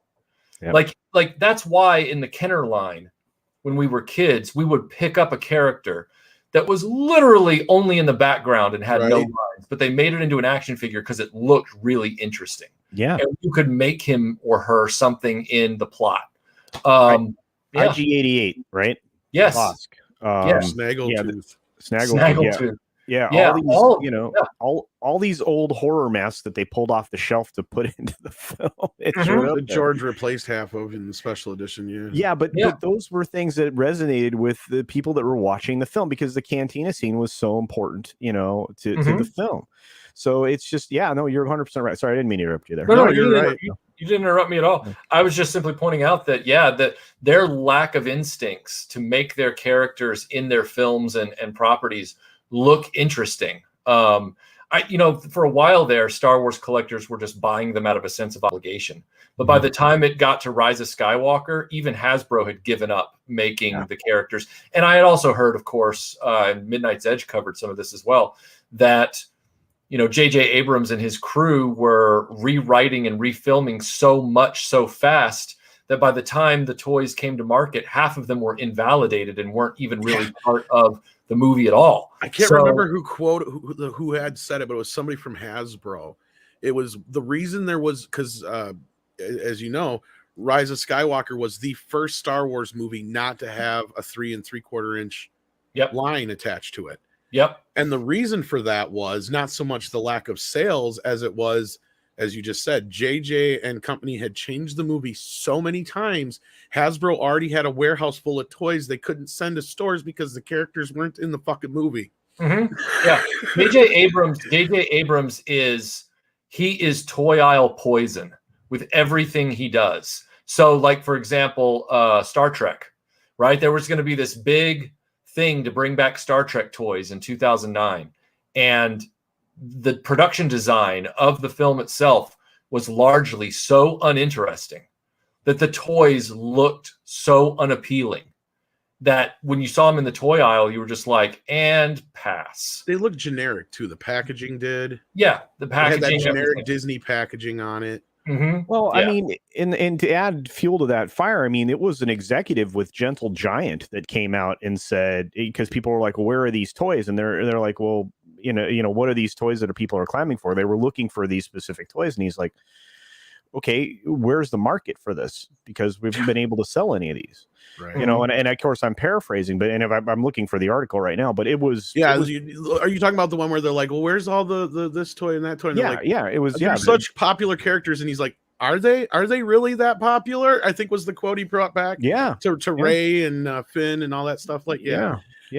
And speaking of popular, we have our other fifth Beatle with us today. Ooh. Script Doctor has made it to the panel. How are you doing, sir? I'm doing well. I just finished my civic duty. You do know Michael, so yes. Yeah. How's the you just refilling your hypo sprays now and getting ready for another round? Pretty much at this point. Good deal. Yeah. But Joel Rise asks, and we did cover this before, you must have missed it, Joel, but no, I don't think this is so much Chapek's handiwork at this time. I think it's a very happy accident, though, for him, because it's definitely going to work in his favor as far as keeping Kathleen Kennedy under his thumb a little bit more, if that's the case. I don't know if Culture wants to add anything to that or anybody else, but like I said, this particular move definitely doesn't reek of Chapek, if that's the question. No, it's just happy accident, I think, more than anything. I think this book was in the works years before that was even the case. Yeah. So. Yeah, and that's what we had brought up before, because this interview was clearly conducted before The Rise of Skywalker came out. And to go back to the toys, because you brought up Baby Yoda as well, and I think that's what happened there was so much as after the kerfuffle they were going through over Rise of Skywalker, they took one look at Baby Yoda and they're like, you're fucking kidding me. We're not going to get Jar Jar again, I think is what they felt like. They're like, there's no way we're going to jump on this thing. So whatever excuse they came up with was bullshit, because as we were told, it's basically a 90-day window from conception to store shelves. And that's exactly what we had and that's exactly what we had basically when Baby Yoda merchandise finally started showing up, was roughly 90 or so days or more after the show had dropped. So I think that was clearly a sense that either the toy companies were not interested. I don't believe in this whole, we were keeping it secret deal, because that is the biggest, dumbest shit in the world. Because as well as I do, Michael, that where do most leaks come from when it comes to these movies? I mean, a lot of them come from the toys that get announced ahead of time. Yeah. What was the latest one? I think was it Godzilla and and Dune, the Dune toys. Yeah, the Dune ones. They came out early, and there's another one that just Oh gosh, what was the latest one? It wasn't Spider-Man Dune. had a few. Shang-Chi, I think, did too. But Yeah, Spider-Man is one of the more recent ones because a few of the outfits came out. That's right. Spider-Man and Shang-Chi. That's right. Yeah, that must be what I'm thinking of. Could be. And then they had the figures for the Eternals come out and nobody cared. But no, I don't think this has anything to do with Chapek, but he will definitely probably be happy that it's out there. And then we got Rod Thunderheart saying, "Hail, Andre and Tom." And I'm sure he means the rest of the crew as well. It says, "Wow, George Lucas has a supporter, even if he's not with her anymore. It's nice to see more opposition against Disney." I said, yeah, that does speak volumes. Well, Marsha's the reason that they're not together anymore. It's not George so much. Yeah, I mean, there's a lot. She left on her own volition. Yeah, and you know, we've talked about that several times. Script, and again, though, for her to speak out though on his behalf and Star Wars behalf, and call basically. Did you read the quote?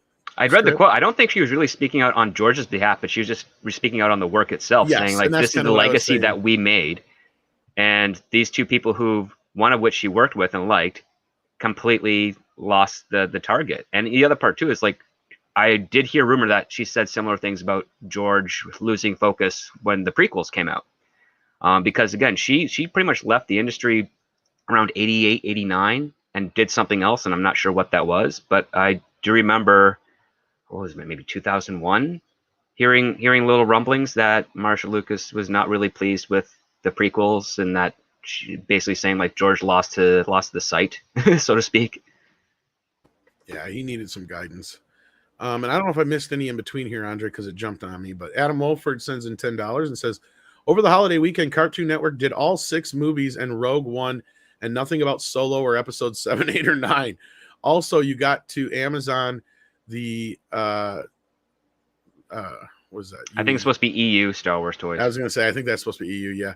Star Wars toys cost more, but Disney Star Wars is cheap. Well, that's demand, supply and demand. There you go. And as far as the 6 movies, that's weird.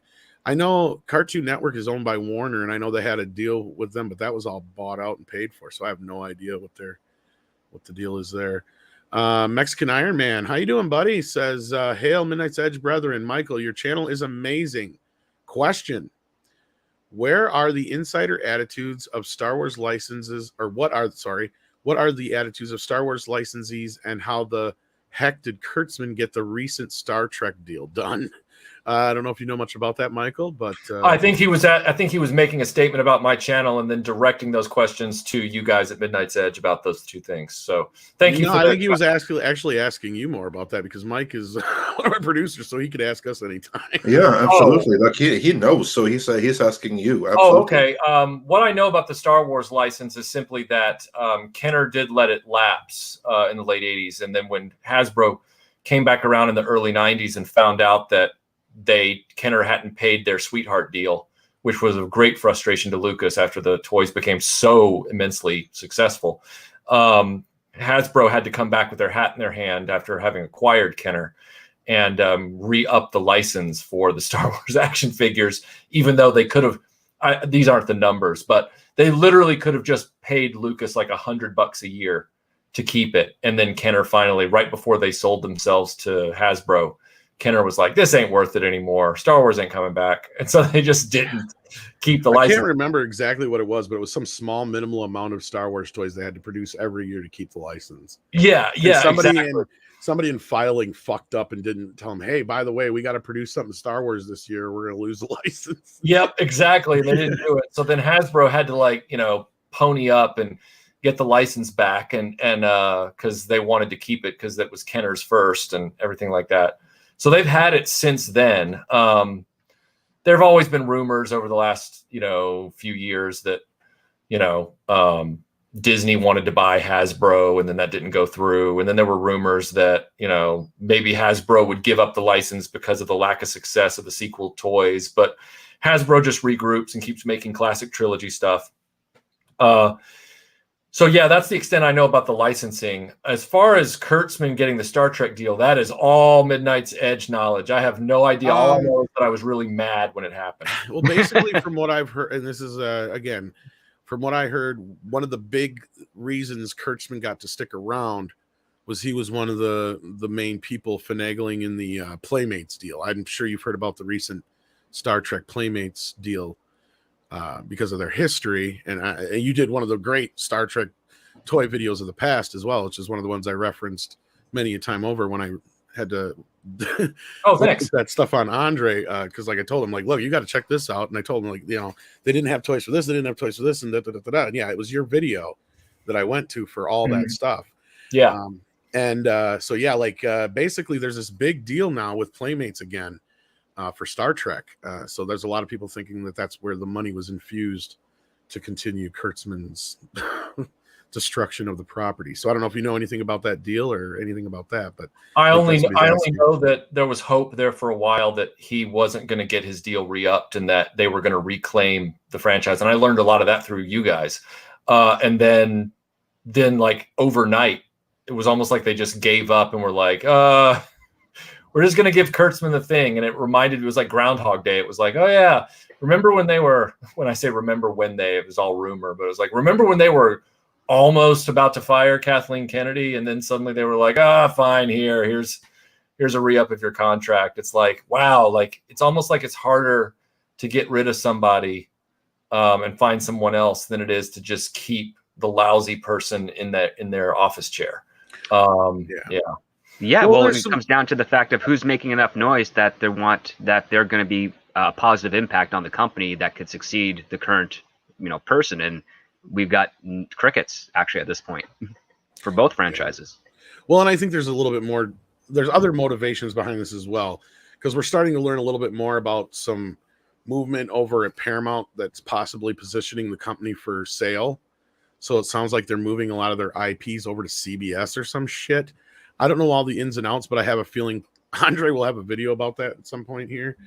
Because there's definitely a lot going on over there, but I don't know. Yeah, just have to research it and try to find out exactly what's going on. On the surface, it does look like they're shifting everything from Paramount to CBS, which to me seems like they're going to sell off the Paramount brand, and they're just shifting everything that they want to keep from Paramount over to the CBS unit. Yep. Yeah, and then that 4-year contract extension becomes somebody else's problem. Exactly, and this goes along with... I think a big part of it is kind of like how the Star Wars sequels came to be, as the short version is. Bob and George were talking about the sale of Lucasfilm, and the numbers men put together an offer, and George thought it was too low, but Bob had to remind him, you have nothing in production. There is no upcoming Star Wars things. You have one TV show going, and that's it. So like to make Lucasfilm worth more money, that's why George Lucas signed on all the original actors, put together this package for a sequel trilogy, and that, in the investors' eyes, made the company worth a little bit more. So I think that's a lot of what's going on here. It's not so much that they think that Kurtzman's a great showrunner, so much more as he puts a lot of shit in production, and the more Star Trek shit in production makes Paramount worth more. So that means that maybe Star Trek might be one of the things that they're thinking about parting with. I don't know. I don't know what's all being moved over to CBS, but I got to imagine it's most of their Nickelodeon properties and things of that order. I don't know how much they're worried about Star Trek anymore. The brand may have been damaged. Who knows? May have been. So there's no may have. Well, they're actually willing to sell at this point is what I'm getting at. Yeah. Because they're at any time before this, I'd be like, there's no way Paramount's going to part with Star Trek. But when they're spending $1 billion on South Park and they're spending less than nothing on fucking on Star Trek, I think that kind of shows you what they feel like the franchise is worth. Well, they're the ones that let it be driven into the ground. They killed it. I mean, but what are you going to do? It's like, yeah, you broke the bike. Now you got to sell a broken bike, and that broken bike ain't going to make you jack shit. The show that no one wants to see is on its way too, the Starfleet Academy thing, where they're going to retroactively destroy more stuff. The other thing is Playmate's first toy line for Star Trek is supposed to be that animated show. So we'll see how fucking well that rolls. Prodigy? Yeah, Prodigy. Because my guess is this, and I don't know how you feel about this, Michael, because I know you don't know too much about it, but I'm just curious I think if I don't know, because Script and I were talking about this. We don't know the specifics of this toy deal, if they're only able to produce new show toys or if they're able to produce classic lines too, because it sounds like they can do classic lines. And my guess is what they'll do is they'll do a couple of these new shows, and then they'll throw out some classic lines from their old, like reproductions of their old Playmates lines, and those are going to sell like hotcakes, just like the Masters of the Universe and just recently the TMNT toys that hit the shelves again. I think that's what's going to happen. Yeah, and that's that whole Playmates announcement. I remember I saw the teaser image. It said Star Trek, is beaming back to Playmates or whatever.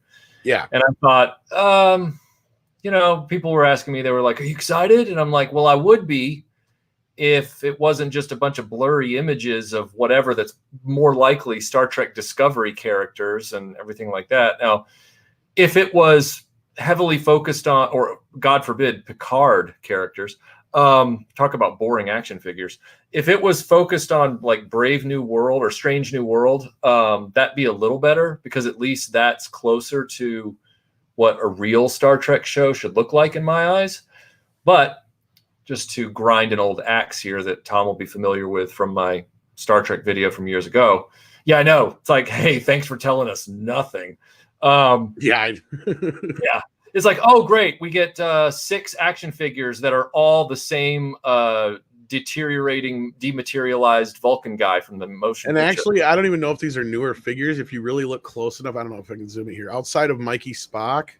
Oh, no, whenever I zoom, it just makes it. Well, you can tell that the one in the middle is the Doctor, because it's very white in the uniform. Yeah, and this is Picard right here. I can tell that, but it's Picard in his newer uniform.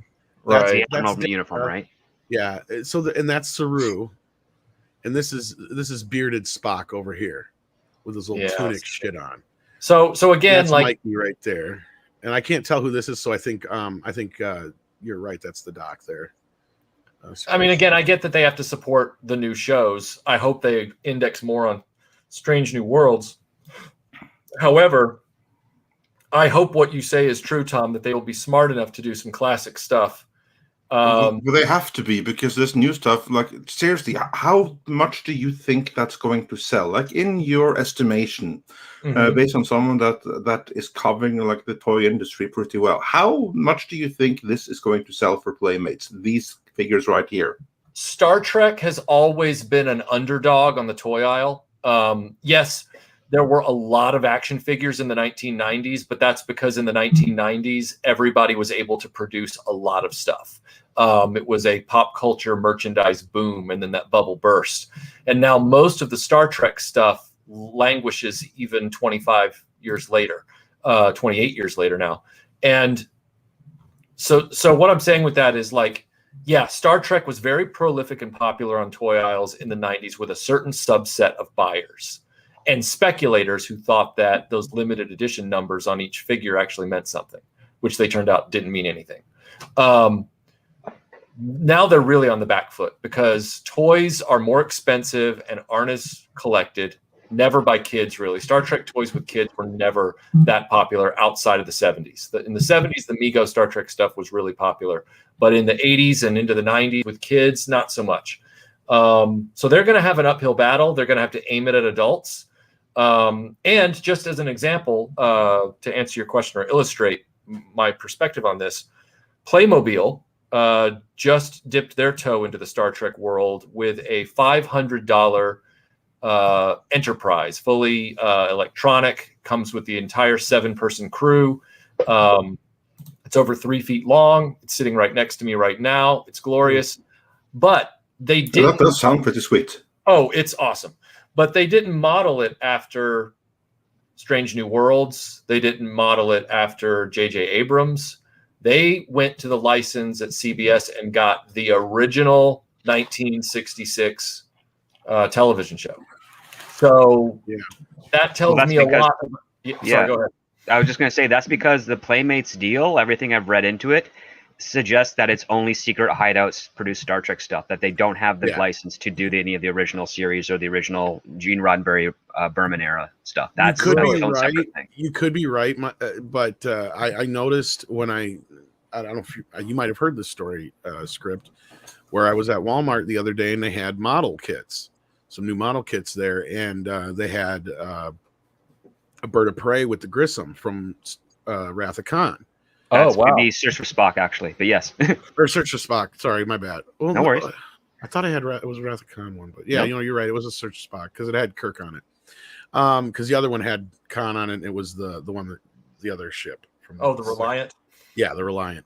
But nice. I didn't grab that one. I grabbed the one with the bird of prey and the Grissom in it, and then I grabbed an Enterprise, and I thought it was the Enterprise, right? So I got up to the register, and I seen Mikey Spock's fucking mug on it. Mm-hmm. And I realized that it was the Enterprise from Discovery. But this company they have the license to the older stuff plus the newer stuff. Because then I went and looked online after I got home, and I got the classic refit Enterprise, I guess would be from Star Trek 2 and 3, because it has the battle damage from 2. Oh, cool. Yeah, so like it is the official one for that one. So they're mixing them all in that line. So I don't know if that's, but that's not Playmate Toys. That's a model. That's a different, that's a different company. So you could be right, Script, but I'm also curious if now with all this conglomeration, they're doing what's going on, right?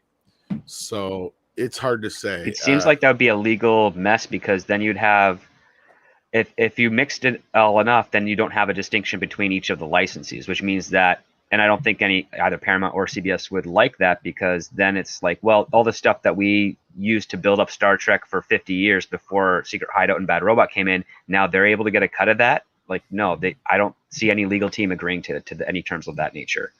Oh, I agree, but that's also what I was curious about, because let's just assume that they can't do any of the classic Trek. They can only do Kurtzman era Trek. Michael, how popular do you think that's going to be on toy shelves? Oh, not that. You talk about a niche of a niche. Like that's only going to be for the diehard. Those are the same people who in the Star Wars world, they had to have, General Holdo as a figure. Well, how well did the Enterprise toys sell? Yeah, and that was at the very end of everything, where people were, like I said, Star Trek is always on the back foot in toy aisles, has been since the 80s. And yeah, the Enterprise toys were when they had reached Star Trek burnout, even with the core audience. So, and Playmates is never going to get me back into the fold with Star Trek unless they finally do a Wrath of Khan motion picture refit Enterprise to go with their line, because that was one of the things missing from their very exhaustive, comprehensive 90s toy line. They did everything else. It was like they were just trying to avoid anything to do with Wrath of Khan from a Starship perspective, which was a huge miss. So yeah, I know they don't have the rights to any of that stuff. So hearing that, it's like, well, this toy line might be, aside from the spaceships for Star Trek for the core audience always sell pretty well, but the figures, it's a wash. I remember the phasers selling pretty well too, because getting your hands on one of those was tricky. Oh yeah, you're right. The phaser toys, the role play toys, yeah, absolutely. I'm just thinking about the things that are supposed to kind of go with the action figures more or less, which is, so that's why this Playmobil thing is so impressive, because this is the first toy company that said, we're going to put 7 action figures in an actual Enterprise. We're not going to have a separate Enterprise bridge and then a separate ship like they always do. We're going to have all of it together. And it was like, wow, Playmobil just said, hold my beer. And they did this amazing thing.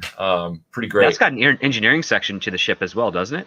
Yeah, it's small, but at least they put it in there. And it's also got interactive lights. They've got a Bluetooth app where you can control the lights from your phone, but you can also control them from buttons in the ship. It's freaking cool. I mean, that would blow a child's mind. yeah, any child that was into Star Trek. So as soon as and again, I was a child that loved Star Trek, so I'm saying from experience, as soon as the child was able to extricate himself from his own locker to get back to his house, he would love it. Yes. The only reason I brought up that other bit though, Script, because the oddball thing was I did check out the copyrights for him on the boxes, and normally it was like anytime what rare Discovery merchandise I would find, you're right, like normally it would say copyright whatever CBS, and then just Star Trek Discovery or whatever on it, as opposed to the classic just Star Wars or Star Trek license deal. These were identical. Like, even though the one was the classic era stuff and the one was the new era stuff, they were identical copyrights. So that's where I'm like curious if something happened recently with the whole deal. Like, if I'll have to look into the company to see if they made 2 licensing deals with their with their contract with them? I have no idea. But like I ordered the classic lines off of Amazon. I got the Grissom and the Bird of Prey and the refit Enterprise. So we'll see how they look. The Grissom with Captain Esteban, who's like triple to quadruple checks everything with Starfleet Command before doing a single move. I mean, we got to give the guy a little bit of a break. He was issued a starship with pink upholstered chairs on the bridge. All right. Yeah, basically, it's like maybe when he was like commissioned for the job, they hadn't made the fashion layout yet. They hadn't picked the fabric for it yet. He's like, "Oh, just do whatever." And then it's like, "Nope, I have to check with every single one of these guys." yeah, exactly. And then Smith Self sends in a very generous $19.99 super chat to send in this very excellent Yoda quote: "Difficult to see, always in motion. The future is." There you go. Adam Wolford says, so a 2-pack for Star Wars characters, Darth Talon and Cade Skywalker go for $349.99. And for Rey and Kylo, it's going for $34.99. So which is more popular? And I know this is something that bothers you all the time too, Michael. We were just having a conversation about, how like, why are these toy companies not paying attention to this stuff?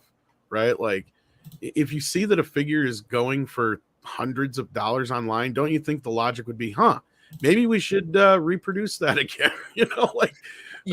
It blows me away. Like this happened all the way back with Masters of the Universe Classics as a recent example. Right.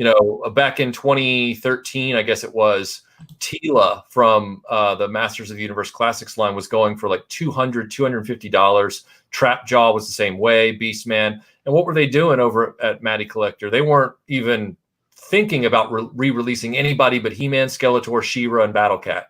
And it's like, everyone's got those. No one's complaining. They need all these other key characters. Nope. And in that same way with Hasbro, if Hasbro, for example, didn't acquire or develop that face printing technology, a lot of these Black Series characters would probably not be getting re-released. They see an instant profitable double dip there, whereas I don't know why, but for some reason they don't use eBay as a barometer to determine what needs to come back out, which they should, because that actually determines demand. But they ignore it. It's very, very weird. It's weird. They leave money on the table all the time. I don't get it. Yeah, it makes no sense. And I mean, unless there's some big licensing deal, it doesn't, to me, make any sense. So, right. Yeah. And Andre, it jumped on me again, so I don't know if we missed a couple more in between there. Well, if we do, we'll find them definitely out. Go back and make sure. Here. Yeah. Hyper Guyver 2 sends in $2. Says Polar Lights makes a model for all eras of Trek. Yeah, so like that's the thing is, I've seen a lot more licensing that includes all of, but that's the thing is maybe that's how they got people to finally take licenses for Discovery. Who knows? I was thinking that basically it's like, oh, you want a cheaper license for original Star Trek? You have to take on. We'll cut you 10% off, and you take on Star Trek Discovery as well. That's what I'm thinking. That kind of was the thing with McFarlane. That in order to do like the newer stuff, they had to do the older stuff. That was a requirement from them. Maybe with the new and they put out the classic stuff first, and then maybe they would put out like the newer stuff, which of course never happened. Because by that time, the brand was so worn out that even the classic Trek didn't sell for McFarlane toys. Maybe with the new deal, Kurtzman might not get any cuts of the toys. Oh. I was thinking that too. Yeah. Like we're taking all this money to pay off everything that we lost on the first 5. That's what I'm saying. Like they gave him this deal, like, yeah, you're getting $150 million and that's it. You're not getting nothing else. They could very well have been they played some hardball with him. Who knows? We don't know the ins and outs. That's the problem. But I just know that all of a sudden we get this Playmobil and Playmates deal, and Kurtzman's fucking getting a 5-year contract or whatever. Well, and this is on the heel about reports that you covered here, where he actually walked out of his office, cleaned it out, and left. I don't know about cleaning it out, but here's what I heard, and this is the best that myself and Robert has already kind of admitted some of the things, so I can say Robert was another person who kind of helped me put this together. But from what I gathered, at least the best I can accumulate. So again, don't go run into the press with this. Take it with a grain of salt. Strange New Worlds was Akiva Goldsman's baby, and something that supports that was him in the press talking about how when he came on Discovery, he was disappointed when he realized it wasn't a Christopher Pike series. He wanted to do a Christopher Pike series, and he spun the popularity of Anson Mount being on Discovery into getting his own series greenlit underneath Kurtzman's nose, which hindered him being able to do Section 31 because they were only allowed 5 shows in production at the same time, which has also been confirmed. That part, the 5. That's still the case, even to this not day. now, not now. But here's what I'm getting to. So supposedly, what I heard was there was a kerfuffle between the two, and Kurtzman left because Akiva got his way with the show. But, and also this is around the same time that Akiva took over for Picard as well, if you'll remember. But then he came back, and now all of a sudden there's this toy deal, and there's this new contract, and there's all these new shows in the works. And Kurtzman has these 3 big guys at Paramount behind him. The only people that we know of that Akiva possibly has any support from is Emma Watts. So I'm thinking she got outvoted on Kurtzman's side. And other than that, become very clear that Sherry Redstone has no clue what the fuck she's doing over there. Paramount is in complete disarray. I was doing some research for other things, and I keep running into the same fucking brick walls because I keep hearing the same goddamn thing. Nobody knows anything over there. Nobody will work with anybody for anything over there, and it's a mess. And all I know is right now that there's big movements going on. I have a feeling that what we said before is probably the case. They're moving a bunch of their big properties so that when they turn around and sell Paramount, it'll be whatever's there and left, and you're going to take it. So it'll probably be like Star Trek is one of the only things that'll probably be left with it, if that's the way they're maneuvering things. We got to get the ins and outs though before we comment. They're removing executives left and right, Tom. Yeah, there's a bunch of shit going on. They got they got rid of Giannopoulos. Yep. You're missing one aspect of that timeline, though. Tom, go ahead. And that is around the time that it was reported that Kurtzman left is the exact time he was working on the production for Clarice. So people might be conflating the fact that he left the Star Trek Discovery office to work on Clarice. And one thing that we do know is that Alex Kurtzman is working on at least 9 shows at the same time. He does not care to stay in one place too long. Well, and that also supports the one thing that I've always said is that him doing the Star Trek to them, in his eyes, is more like he's doing them a favor, right? And the only other thing that supports the whole Akiva Goldsman thing was just that what we've heard recently was that Kurtzman kind of came in and mandated certain things in Strange New Worlds, and the show is going to probably suck because of it. Well, I mean, Goldsman isn't even really working on the show. He's the showrunner in name only. He has a writer's assistant. That's actually. You were telling me, So then you were telling me that part too, which again, who knows? I don't know that much right now, other than what we've just said, because we have not researched this whole IP movement thing that's going on. I've just been told a little bit about it, and there's a few things that I've seen in the press about it, and I haven't had a chance to really dig into it, as I'm sure Andre hasn't either. So we'll definitely get back into that, but we do have some other news to talk about here too, as well as a few more super chats to get into. HyperGuyver2 says, I want to know why these companies don't capitalize on reprints. Look up the history of reserved lists for Magic the Gathering to know why. Well, there we go. We got an answer for some. I don't know if anybody here knows the ins and outs of the history of Magic the Gathering or why they don't capitalize on reprints, but I just know that there's a huge collector market for it, and the prices on some of those cards are outrageous. A lot of my friends played it in high school, and I was never into role-playing card games. It just wasn't my thing, but a lot of my friends were.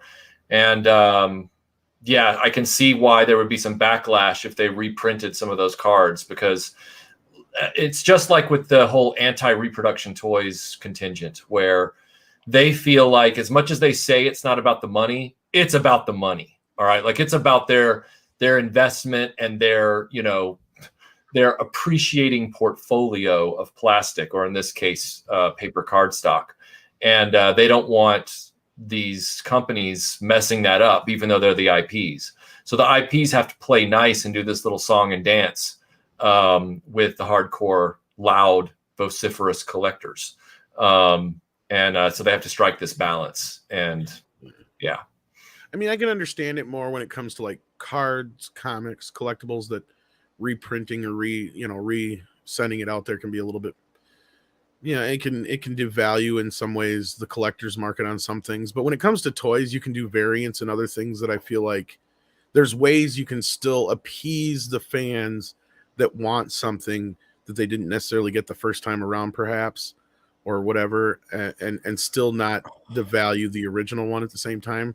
I'm sure there's tons of things you could think of, Michael, that you could do. Just recently, I remember they did a great deal with, like, because you and I both complained about the heads of the Origins characters on Motu, and they came out with better versions in latter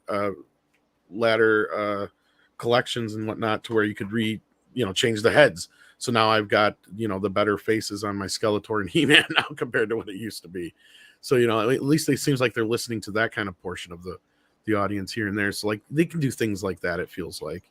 Oh yeah. Like they could create totally new cards with new card art for Magic, for example, that use the same rule book and have the same names and everything like that to bring out the original game again, but make it distinctly different visually from the cards that are worth so much money. Although you could argue that would also make these hardcore collectors angry on some level. But yeah, there's a lot they can do to listen to those fan demands, and it's always, we are in an era where corporations have gotten too arrogant, and more often than not, they've tried to push the idea that it's no longer the customer that's right, it's the corporation, and the customer should be grateful. And I think that's wrong on a lot of levels. So yeah, I mean, as much as some of these hardcore collectors can annoy me, I would much rather they win those verbal battles than the corporations themselves. Put it that way. Yeah, and I just don't. To me, it almost feels like, I think this is another thing that you and I have discussed, where it feels like it's almost like they're encouraging the scalper market with this kind of behavior. It feels like, and to me, that's like the wrong kind of signal you should be sending. But that's just me. And then we got Ash Lockhart, who says, knowing all the industries have been taken over by activists and there's no interest in storytelling anymore, I hope you all have a whole collection of classics to rewatch in these dark times. Yeah. And not only that, a recent conversation we were talking about, yeah, that is until they decide to come and take that from us too. All they have to do is have this stuff considered contraband, and they can come take it away from us. I know it sounds a bit hyperbolic, but we're getting close, kids. Fahrenheit 451. Yeah. The good one, not the one that came out a few years ago. And then we did have some classic super chats here that we did miss, but we don't leave super chats behind. So I'm going to grab some of those. And then when Andre gets back, yes, Sadie, we're going to get into the other news we have here. We had one from Organic Vistas we missed from earlier, who says $10,000 a year is all you need to pay for the license. FJJ, F Kathy, F Ryan, long live Marshall, long live Gary Kurtz, legacies eternal. Indeed. Yeah, 10. I thought it was 10,000. I was going to say that earlier, but I couldn't remember for exactly how much it was. Yeah, that's all they had to produce. And then Dash D says, hey guys, did you know women are like a casino? Liquor in the front, poker in the rear. That's for you, culture. Nice to see you here, Retro. Wow. Wow. Yeah. And then A World Made of Cardboard sends in $5 and says, Retro Blasting brought me to your channel. As usual with their recommendations, I have not been disappointed. Well, we're glad to have you here. We're glad Michael have brought you here. So thank you for being here. Excellent. Very nice to hear. Yeah. And then Renegade God Malice says, loved Retro Blasting rant on the sequel trilogy. Oh, Michael's done some great videos on the sequel trilogy. Yeah, I've done two or three, I think. Mm-hmm. Yeah, at least three. Yeah. It's kind of it's been a handful at least almost. Yeah, it's been a handful, but I try to moderate those because otherwise my channel would just become the sequel trilogy hate channel. So I try and focus on things I like as well. No, but I can vouch that you put a lot of thought behind your videos, because like that's another reason why you haven't been on so much lately is when you get into your videos, you are into your videos. And oh yeah, my head's down at the workbench, and that thing is doing that electrical thing in the Frankenstein lab, and I'm like trying to get the video ready. Yeah, for sure. So thank you for that, Renegade God Malice. And then we got that one. Let's see here. We got that one. I think we're almost caught up here, except for I'm gonna double check just to make sure.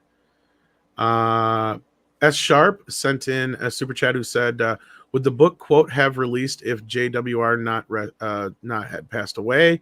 I don't think that's the case because these books take so long to kind of get published. I know Script probably has a little bit more to say to that, if anything. Yeah, but usually around, depending on the density of the book, it could be from 2 years to 5 years. Yeah, so this is something that's been in motion for a while, and that's another reason why I don't think Chapek had anything to do with this either. He wasn't even part of the head of Disney at the time of this initial writing or interview was being taking place. So exactly, this is all happening way before his time. Mad Leprechaun then sent in $5 and said, while the situation with Star Wars is sad, in 7 years it won't matter because Skynet will begin to overthrow everyone. You're not wrong. I got one of those little Roomba things, and he already runs the house, so I call him Kirby.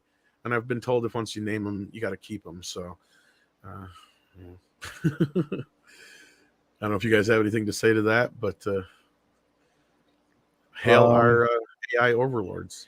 Yeah, well, it's not like we've been warned about this many times over that our keen attitude towards being clever in this direction is going to be our undoing. So. Yeah. And then speaking of handfuls, here's a handful of super chats that we missed from earlier on. Darius Munchausen sent in a popcorn sticker. Thank you so much for that. Organic Vistas also sent a super chat earlier, said, I didn't think Retro and Cameron could be eclipsed in honest ripping of Hollywood crap. Marsha is the sun those boys orbit now. Name's Mike. Love you. Thank you, Organic Vistas. And yeah, Michael and Cameron do definitely know how to rip Hollywood some new buttholes, but Marsha is definitely now the sun. Hey, look, I'm just glad that I live in a solar system where there is a sun that gives me life. Exactly. So, yep. That is a very good point. Troy Pacelli then said, first Frank Oz speaks out, now Marcia Lucas. I also love retro blasting, and all the rest of y'all too. Yeah, again, though, I think Frank Oz was directly more involved with the Chapek business, not so much the Marcia Lucas thing, but there you go. Beautiful Bliss says, remember when women fight with words? Oh, okay, we got this one, but bears repeating. Remember, women fight with words, then act on those words. So don't rule out that there were words said between these women. And again, I don't think there has been, because she is definitely calling her out in this quote. So let's see here. And then Meredith G, I think, is the last one that we missed from earlier, who says, Maria's comments about George is one of disappointment because she knows what he is capable of, and she has to know the role she played in George's failure. Yeah, again, I think I remember her saying quotes before similar to things that we've said before, where basically George just didn't have enough people around him to ask him questions for the prequels. And as much as I love them and a lot of other people do, I know they have their flaws, and I'll be the first to point them out. So, granted, they've gotten much better with age now that we have the Star Wars sequels, though. That's for sure. That's when something stinkier comes along, you kind of relish the slightly more pleasant scent of the previous stinky stench. And it was never that I hated them; it was just a disappointment. The Star Wars sequels, I fucking hate. Like I can say that with zero reserve. And then we got some newer super chats here from Eric Ronga Madsen. Now I'm really fucking it up. So, will there be toy shortage this Christmas? That's a good question for you, Michael. Do you think with the current state of things, is there going to be a toy shortage this year? I think it's a distinct possibility, although it will be mitigated by the fact that children allegedly don't really care much about toys proportionally anymore. Some kids do. And I also predict that the only toys that are going to get through are Lego sets, because the Lego seems to have no problem with this, where all the other toy companies do. I guess it just is a matter of where they're manufactured. Lego has figured that out. They've buffered themselves against these headwinds, as a business news show would say. And then, I do see the toy shortage continuing. I mean, they couldn't even get the Masters of the Universe exclusives from Mattel to PowerCon in time this year. And also on top of that, there's now speculation based on the invoice I got from them that those toys they kept telling people, oh no, they're on a boat. They're just not getting offloaded at Long Beach. It's, all the barges are held up. Well, now from what I'm seeing, it looks like based on the dates of delivery, estimated November, December, January, it looks like those things haven't even been manufactured yet. Oh, wow. So it's a mess. It's a real mess. Yeah, I know you were telling me a little bit about how handling that, and I was just like, are you kidding me? Of course, there was only really like one of those or two of those that I really was interested in anyway. Oh, yeah. But, And then what bothers me about that is that means Grizzlor probably will only be available that way. Those dirty bastards. Oh, I know. That's what infuriated me the most. I'm like, if I don't get this overpriced set, I might actually miss out on Grizzlor, because Grizzlor was all I cared about. That's the only one I really wanted. Yeah, exactly. It was. I know I sound like first world problems. But I know, right? But you know what? I'm starting to discount that phrase, because every situation that you're in, regardless of its global gravitas, your job as an ethical human being is to leave it better than you found it. Whatever the situation is, whatever the scenario, whether it's material, whether it's pithy, whether it's immense or profound, whatever it is, I want to leave the situation better than I found it. So whether I'm talking about the state of hospital ethics, or I'm talking about the state of the toy industry, I feel like those conversations are always important, no matter what arena they're in. I get sick of people who are like, what does it matter, man? It's just toys. Let it go. It's like, there are more important things. Okay, well, then why are you in this conversation? Go away. That's a very important outlook. No, you're 100% right, and I agree with you on that. Yeah. Well, toys stimulate the imagination of children. I mean, there's value to them. Yeah. Yeah. Well, really and that goes back to my whole point before, when like Kevin Smith and a lot of people were just saying, "Oh, who gives a shit about Masters of the Universe? It's just a show made to sell toys." It's like, you just don't get it, do you? You really don't. It may have appeared that way, but it became something more. I mean, because Lou Schreider just like, no, let's do something extra with that. Exactly. And I mean, that goes with everything. I mean, you could argue that all Star Wars did was exist to sell toys.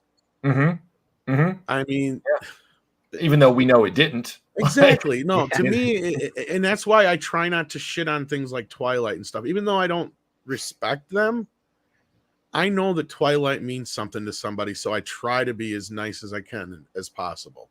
Right. My Little Pony, same thing. I got no love or respect for My Little Pony, but I know there's fans out there in the chat, and I respect the fact that meant something to them. Right.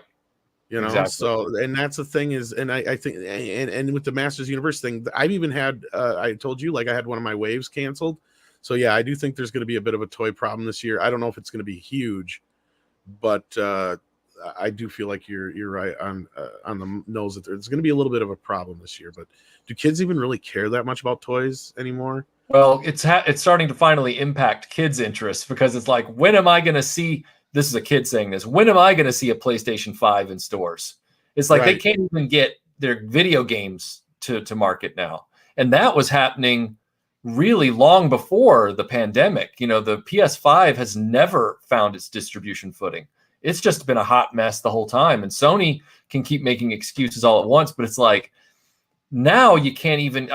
I went into a GameStop last week, and it was the first time in over a year that I saw the Logitech, the Hoda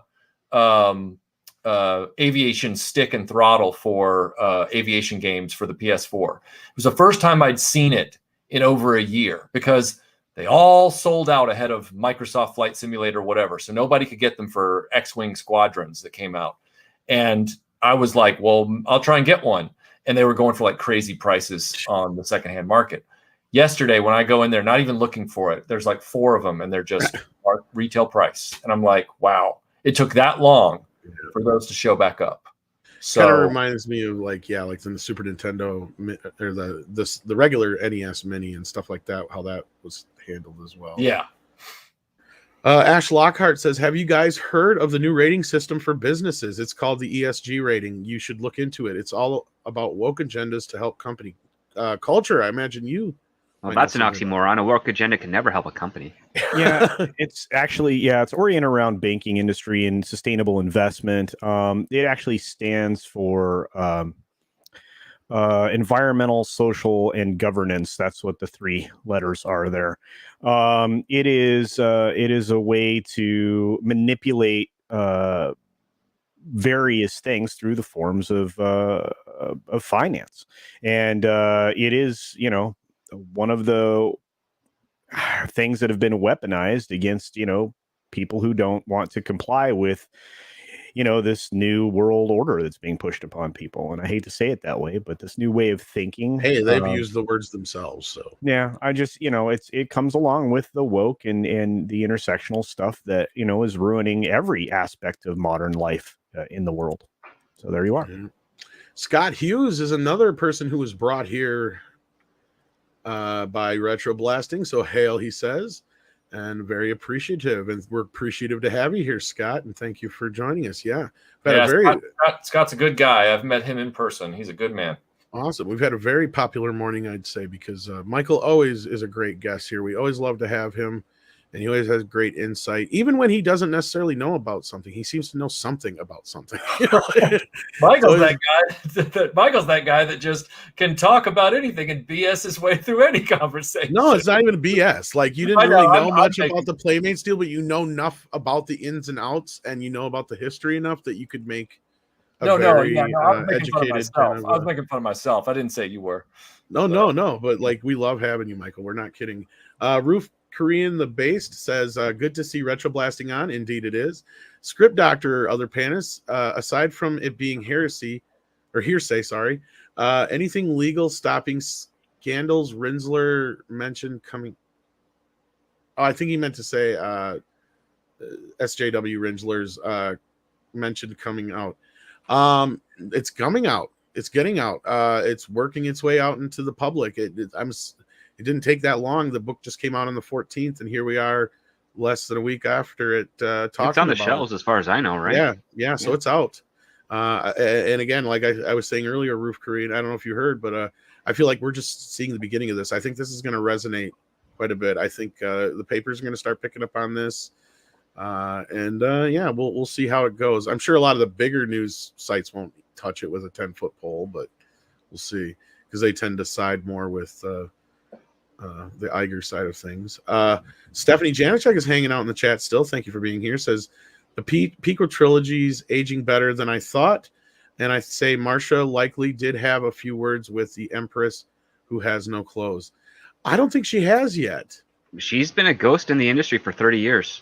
I think that this was her calling her out. She's like, you know my name, you know my number. Give me a call if you want help. Exactly. I think that's what she's saying, is like, why didn't you talk to me? You want strong women behind this thing.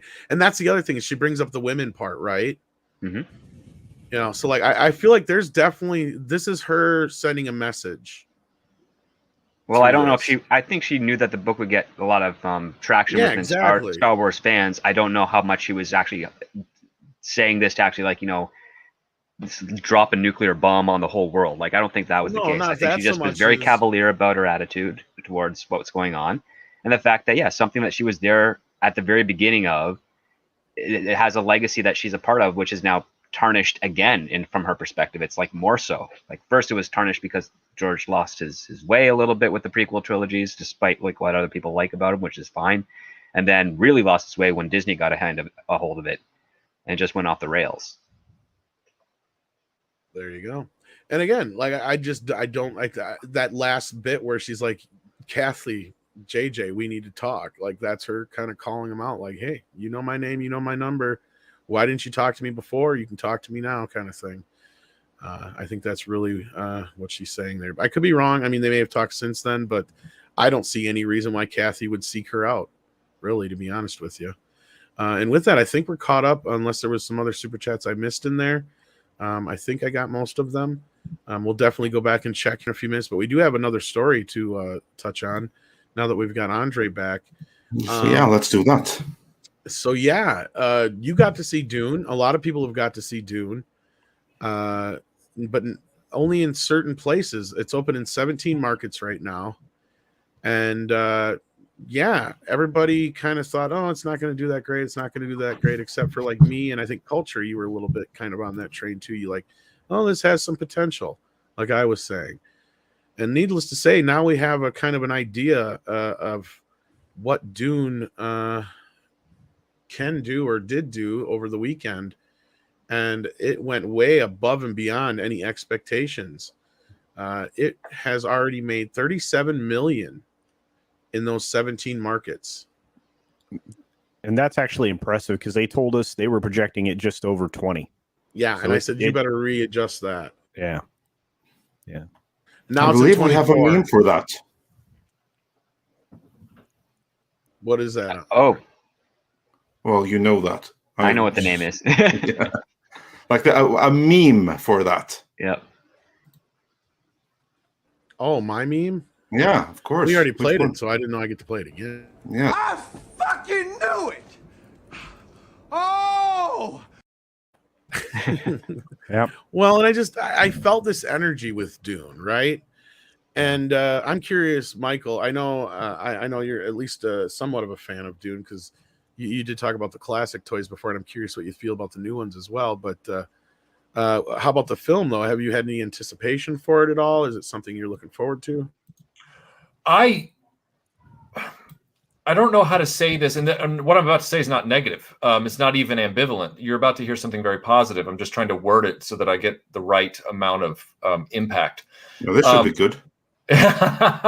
I was a huge admirer of Blade Runner 2049, specifically what the director was able to accomplish, how he intrinsically showed and demonstrated that he understood the Blade Runner milieu. Now, there are people that have disagreed with me about that, but for a sequel following 30 years later after the original, of which we've had many, Tron, a number of others, Ghostbusters. Let's not talk about that too much from 2016. But he really respected the material. This was a guy who took what is now considered one of the greatest science fiction movies of all time, and bravely stepped in and followed Ridley Scott's work and did a bang up job. I don't think it could have been done any better. You can't throw darts at it. Like, I can throw darts through Tron Legacy a little bit, as much as I enjoyed elements of it. But I thought he did a fascinating job with it.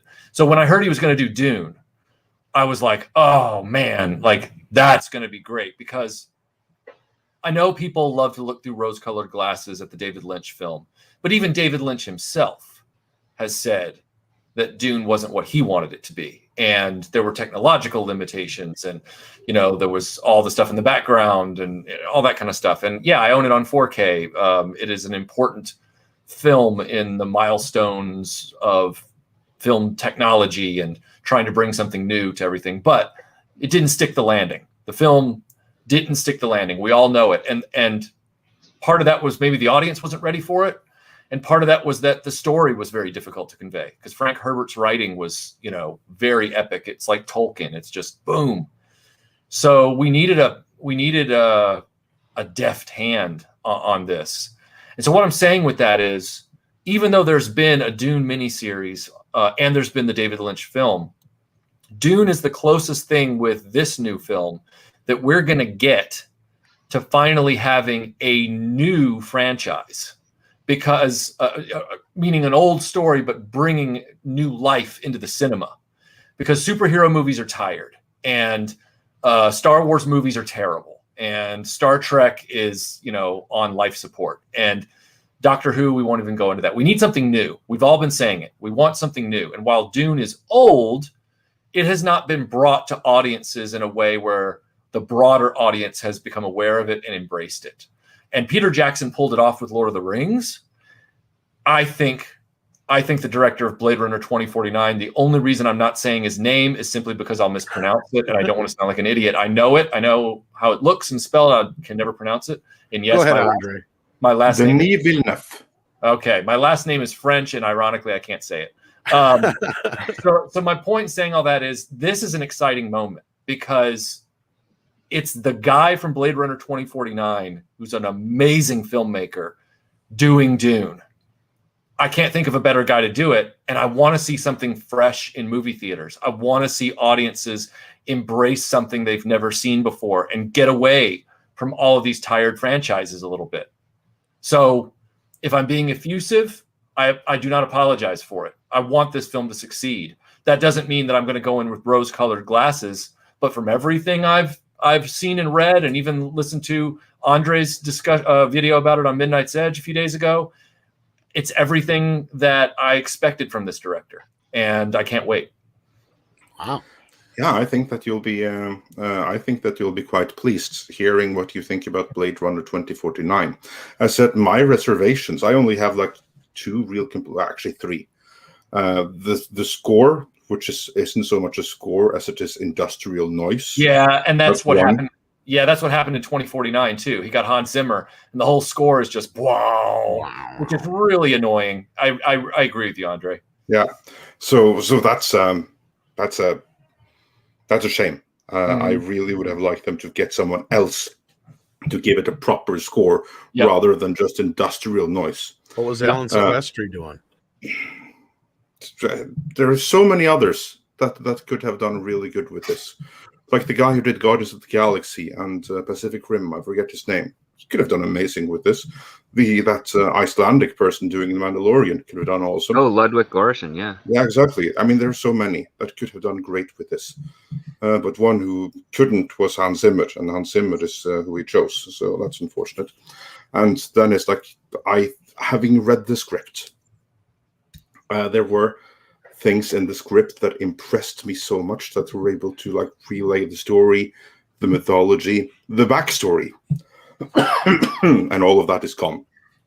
So that's like my one disappointment. But that's because I knew it was at one point there.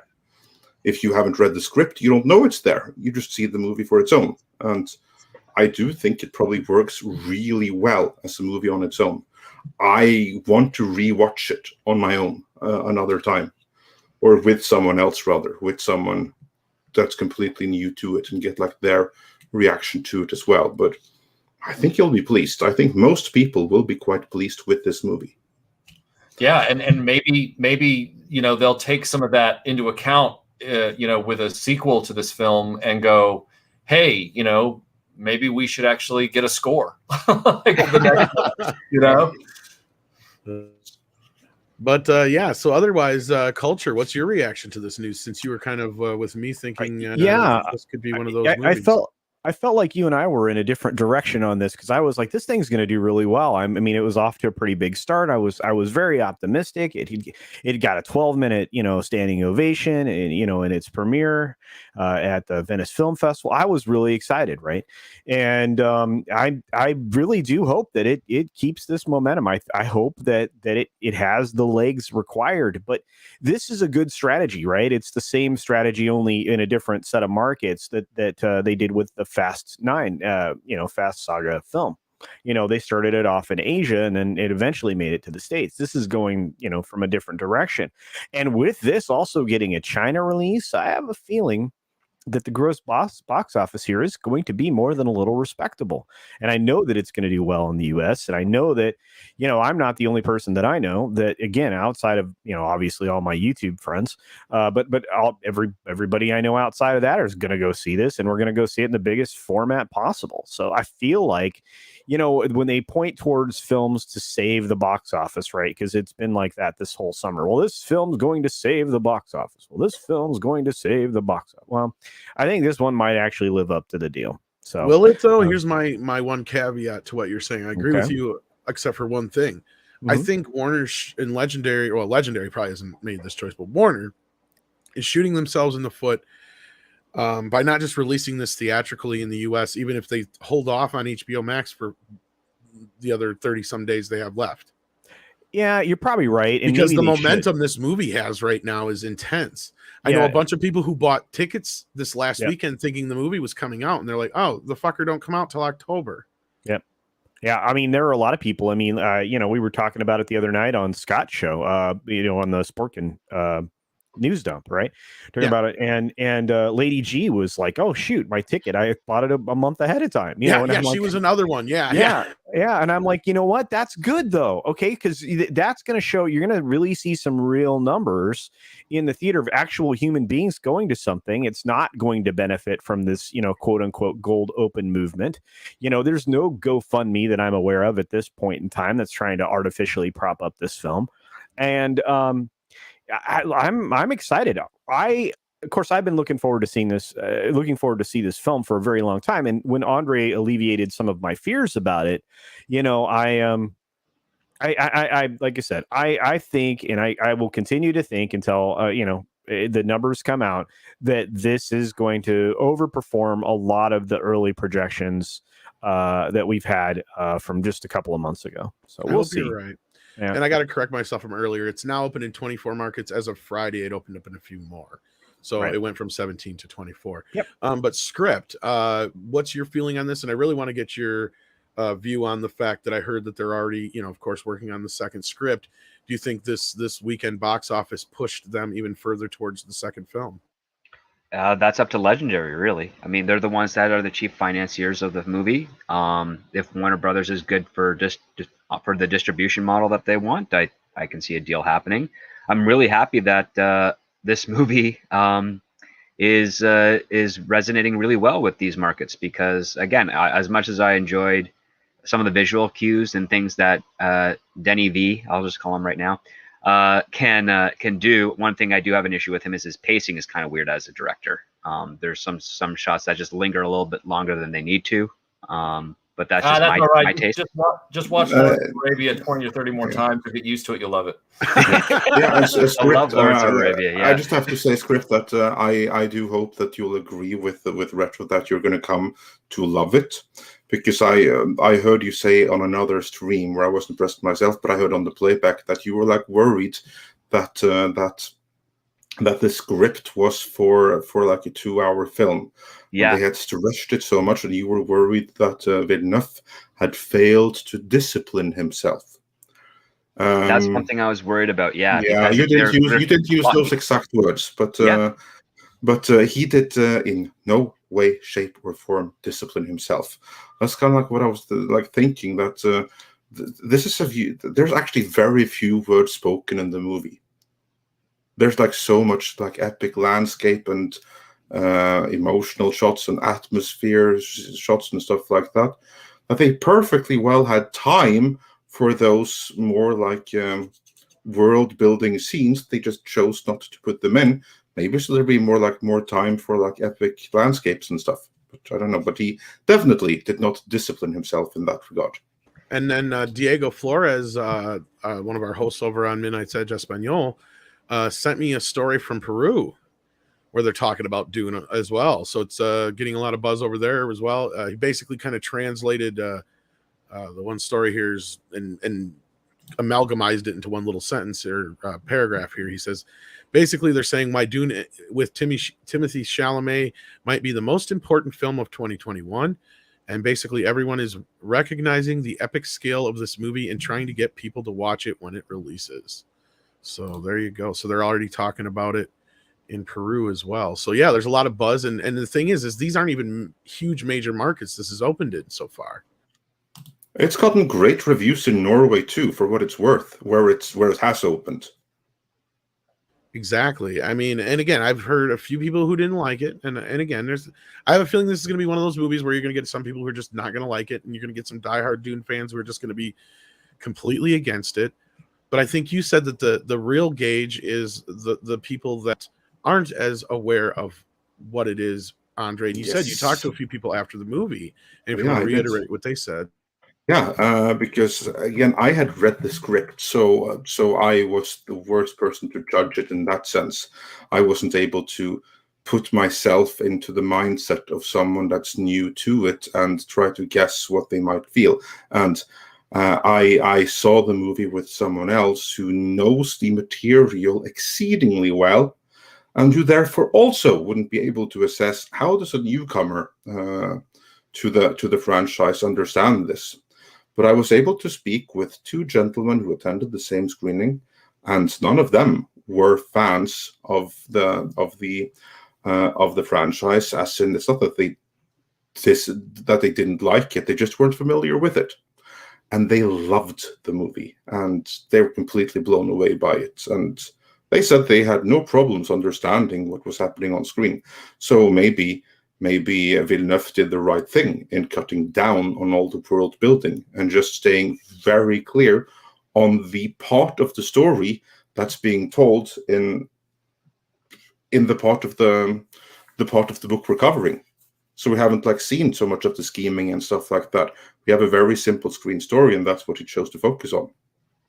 Yeah. Well, my other big thing, though, and I think this needs to be addressed, as I brought up, do you think that this is a bad deal for Warner to wait so long to release this film here in the U.S. and some of the bigger markets? Do you think the buzz will have died down? Because it's over a month before this movie comes out.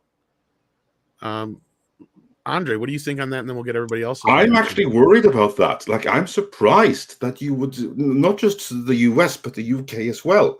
That it's, right. I mean, this is the kind of wait that when I was a kid, and well, actually not even when I was a kid, back when Star Trek Beyond came out, that was a movie that I had to wait 2 months for before it opened locally.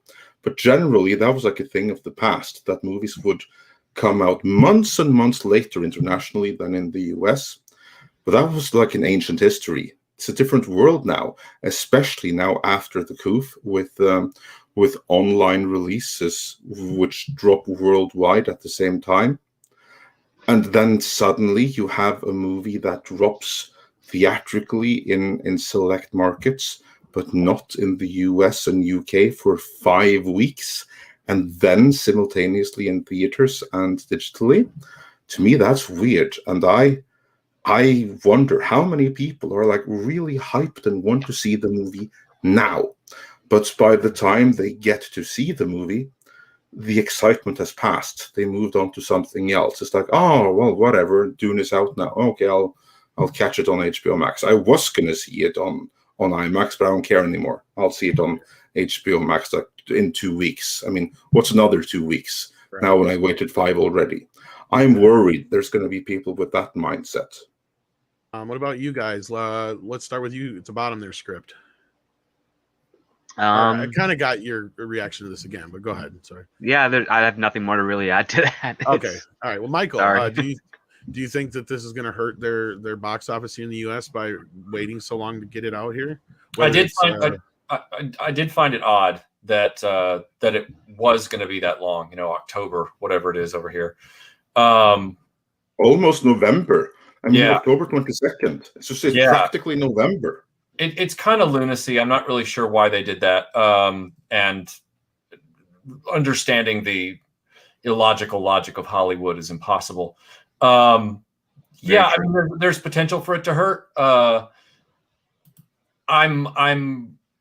I don't want it to have the same result that Blade Runner 2049 did, where it was expected. Back in 1982, nobody went and saw Blade Runner, and a few years ago, nobody went and saw Blade Runner 2049. So, I mean, it's just one of those sad bits. Actually, that to me was completely expected, though, because they spent too much money on it. They vastly overrated the popularity of the movie when they shouldn't have, and it's a niche thing. It wasn't. They scaled and budgeted for a 4-quadrant blockbuster, which Blade Runner was never going to be. Yep, like they did with Tron Legacy. It was just a exactly. Big yeah, exactly.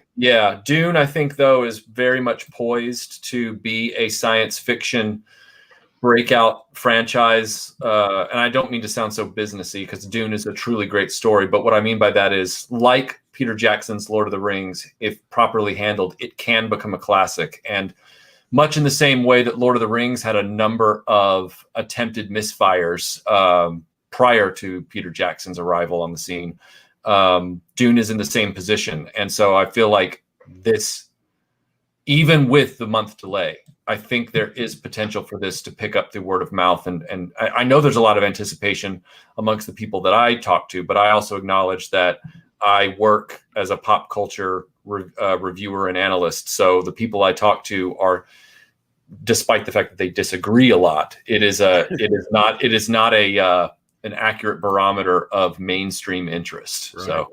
No, and I'm glad you brought up the Lord of the Rings, because that's kind of the barometer that I've used to gauge how I think this movie is going to play out. And I don't know how often you get to listen to the show, but I'm glad you brought that up too, because that makes me feel like I'm kind of on the right track with this one, because I feel like it has that potential. Because like Lord of the Rings, when that film came out, yeah, it was known as, as this fantasy franchise as far as the books goes. But outside of the Hobbit film, television special, most people really weren't aware of what Lord of the Rings was. Dune actually has a little bit more of a footing, because you have the Lynch film, you have the sci-fi miniseries, so there's a little bit more of a built-up fan base already there to it. On top of people that are just probably going to be interested in general, just because they know of it. Right, like it's something that's in the zeitgeist of sci-fi, knowledge. Like people, you can ask them like, "Oh, I've never read the book, but I know what it is." I've seen the Lynch film or whatever. So I think enough people are aware of it that I feel like the interest is there. So and I see some people in the comments saying Dune is not Lord of the Rings, but people forget that Lord of the Rings, but people forget that Lord of the Rings wasn't Lord of the Rings. Like it was for literature enthusiasts. But look, Frank Herbert's Dune has a rabid, devoted following of readers. Like it is Tolkien level fandom for literature. And absolutely. I mean, in literature, it's absolutely an apt comparison. I mean, Lord of the Rings is the Lord of the Rings of fantasy, while Dune is the Lord of the Rings of science fiction. Yes, exactly. And there's actually a basis for this. Go check out our interview with Robert Shea. He says in that interview, when he decided to take on Lord of the Rings and not just make it 2 movies, but 3, and spend the kind of money they did on filming 3 movies at once, everybody at the company lost their fucking minds. They thought that Bob was going to bury the company because of this. They thought this is going to be the world's biggest flop. Nobody's going to go see this shit. Like they thought that he was insane for doing this.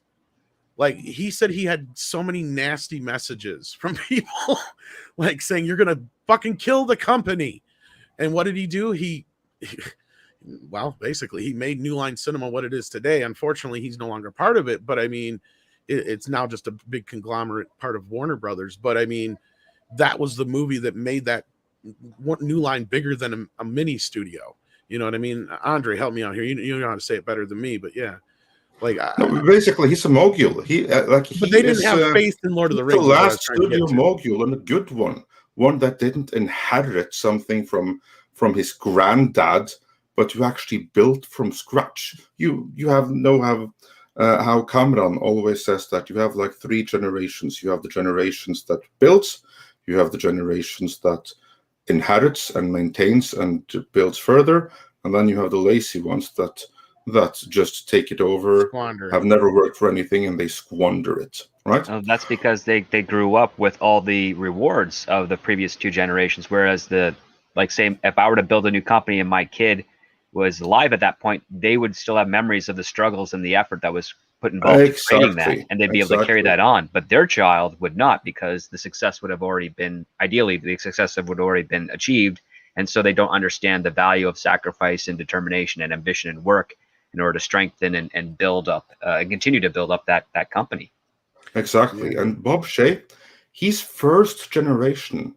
He's one of the very few legit first generation studio moguls living today. And he just explained how to do it. You have to take some risks. And Lord of the Rings was one of those. Well, and as he explains, it was the bigger risk was not doing it the way that things lined up. Yeah, I was just going to say, that's the thing, is he knew what he was doing. He saw the bigger picture that nobody else could, and that's why he just let it roll, right? Because he's like, it was already prepaid for as far as like a lot of things were going, and he knew it was going to be at least, he basically said, even if it flopped, they knew they could sell the other 2 movies in enough cable markets and shit that it would at least make its money back.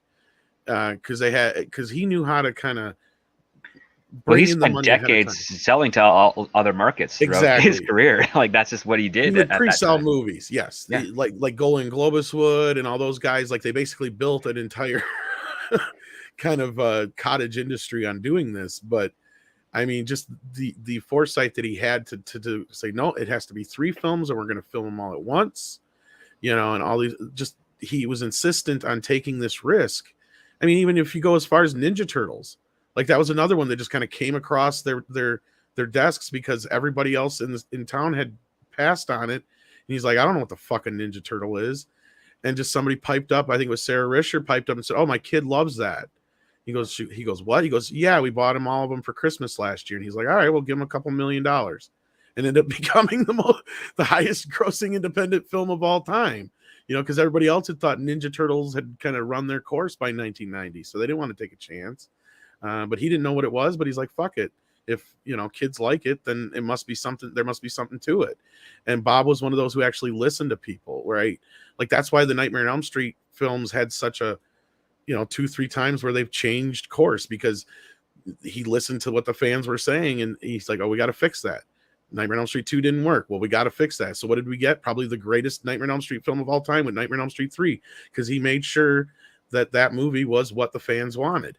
And then the same thing again started happening with the latter films. So then he tried again, bringing Wes Craven back in and stuff like that. So it's not like he didn't try, and he knew what he was doing. And those are the kind of chances that Hollywood needs to take again, right? And I think Dune is one of those perfect examples, and I feel like it could do what Lord of the Rings did, especially with a new generation of fans out there, because we're due for it.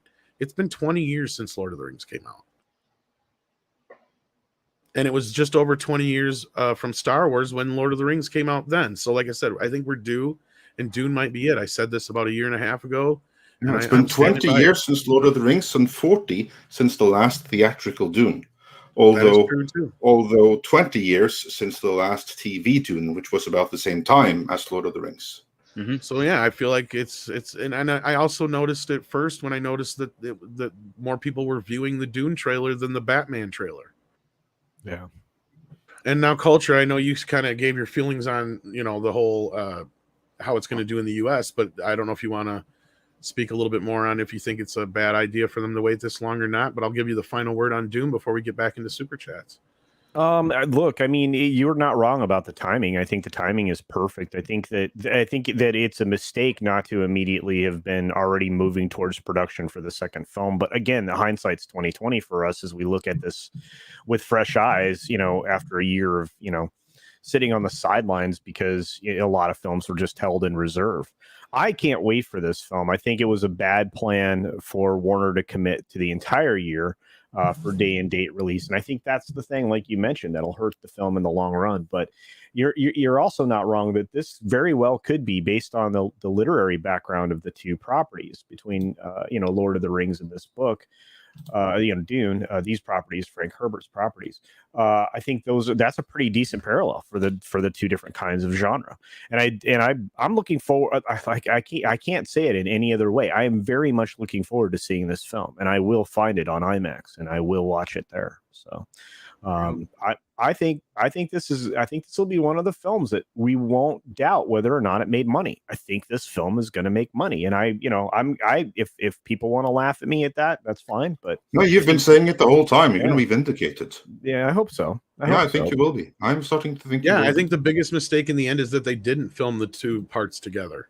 Yeah. Because then they could have had this time down to be finishing the second part. To be fair, though, actually, they can make it work for them. I know, you said with the time because there's about to be a time jump. Now, if you go by the books, the time jump doesn't happen just where the movie ends. But there is... this is a good place to have a time to give a couple of years for the characters to age up a little bit. Yeah. And then the things that we don't see right now, well, they can easily basically just do an opening narration. But we don't know. 5 years. Denny might have filmed a few things and been saving them too. We don't. Hopefully he did. Hopefully he did film a couple of things because then they're good to go. then my next question is going to be, how do we know somebody wasn't thinking ahead pretty well there for Warner looking at this, or they weren't thinking forward, because they already greenlit the series, I always screw up the name, the Bene Gesserit. The Bene Gesserit series. That's been a bit tumultuous, but it is starting to finally get underway from what we've been hearing. Yeah. So I mean, like I said, I mean, it seems like they're leaning into this, and maybe this is lightning in a bottle again, but it doesn't happen all the time, man. 20 years, that's when you catch lightning in a bottle. It's not. Yeah, I don't want to jump the gun too much, but yeah. No. I'm just saying, is this a possibility? Sure. Considering it's only in 24 markets and made $37 million in the 3-day weekend, that's pretty damn good. It made $8 million just on Thursday. So well, and let's lean into a little bit of what Mr. H was talking about when we were talking about this last week, and that is, these aren't exactly the giant film markets. They're not where you get a huge ton of cash. So these numbers are really good, and you compare them across the board. They did really well in these markets. I mean, even Italy pulled in 2.6 million, right? Ukraine is 1.2. Norway, I think it even did better than Shang-Chi altogether. Oh, for the weekend. Yeah, it did. Not by much, but it did. And Norway even came in at just under $1 million at 979,000. That's pretty good for Norway, especially in this day and age. I mean, and my screening was freaking packed. Yeah, and I think word of mouth is going to help this too, Andre. Don't you think? I mean, I'm sure you had such positive reception from the people that you conversed with after the film. If they were anything to go by, it's going to have massive word of mouth, and the reviews here have been excellent. They really have. Like, the reviews are really, really strong, stronger than I would expect. There you go. Mad Leprechaun says, remember when the original RoboCop was considered to be very ridiculous at the idea of corporations running things? Good times. Yeah, no shit, right? RoboCop becomes more and more of a documentary every damn day. Yeah, you know why? That's because Judge Dredd is the true prophet and the one that's predicting the way of the future. I mean, go back and read the 70s and 80s Judge Dredd comics. We're living them right now. And the reason I bring that up is because RoboCop is a pure rip-off of Judge Dredd. That's how they were able to get that right, simply by osmosis and taking things from Judge Dredd, and that's basically what happened. Isn't that funny how, in the regard that you hold Judge Dredd, I hold RoboCop, but I know it's a rip-off. I don't care. Like, to me, it's actually even more like an honorary homage of this is how Judge Dredd started. Dead or alive, you're coming. Or other way around. This is how RoboCop started. I mean, in reality, he means it's a prequel to. Oh yeah, absolutely. But still, also, but again, nothing wrong with that. I mean, we all love He-Man here, and we know it's a ripoff of Conan. I mean, that doesn't preclude me loving Conan. No. I just think it's ironic. Same with Batman in the Shadow and Doc Savage with a little bit of Superman in there. Like, there's things that kind of feed each other, but as time goes on and new people get involved with it, it becomes its own thing that we can kind of love independently. But it does stem from a lot of similar original stories. Yeah, I've gotten in fights over RoboCop though. So Grand was 242 sends in $5. Says, watched Dune yesterday and liked it very much. Great big screen experience, and the theater sold out with some COOF restrictions, of course. So yeah, that's the other thing I feel is going to be a big part of this. But hey, I mean, if this thing can still do well considering everything that's going against it, that says a lot. And the chat jumped on me, so I don't know if this is necessarily the next super chat. And I know we had a couple other ones before these as well that we're gonna have to go back to. So don't worry, we're gonna go back to them.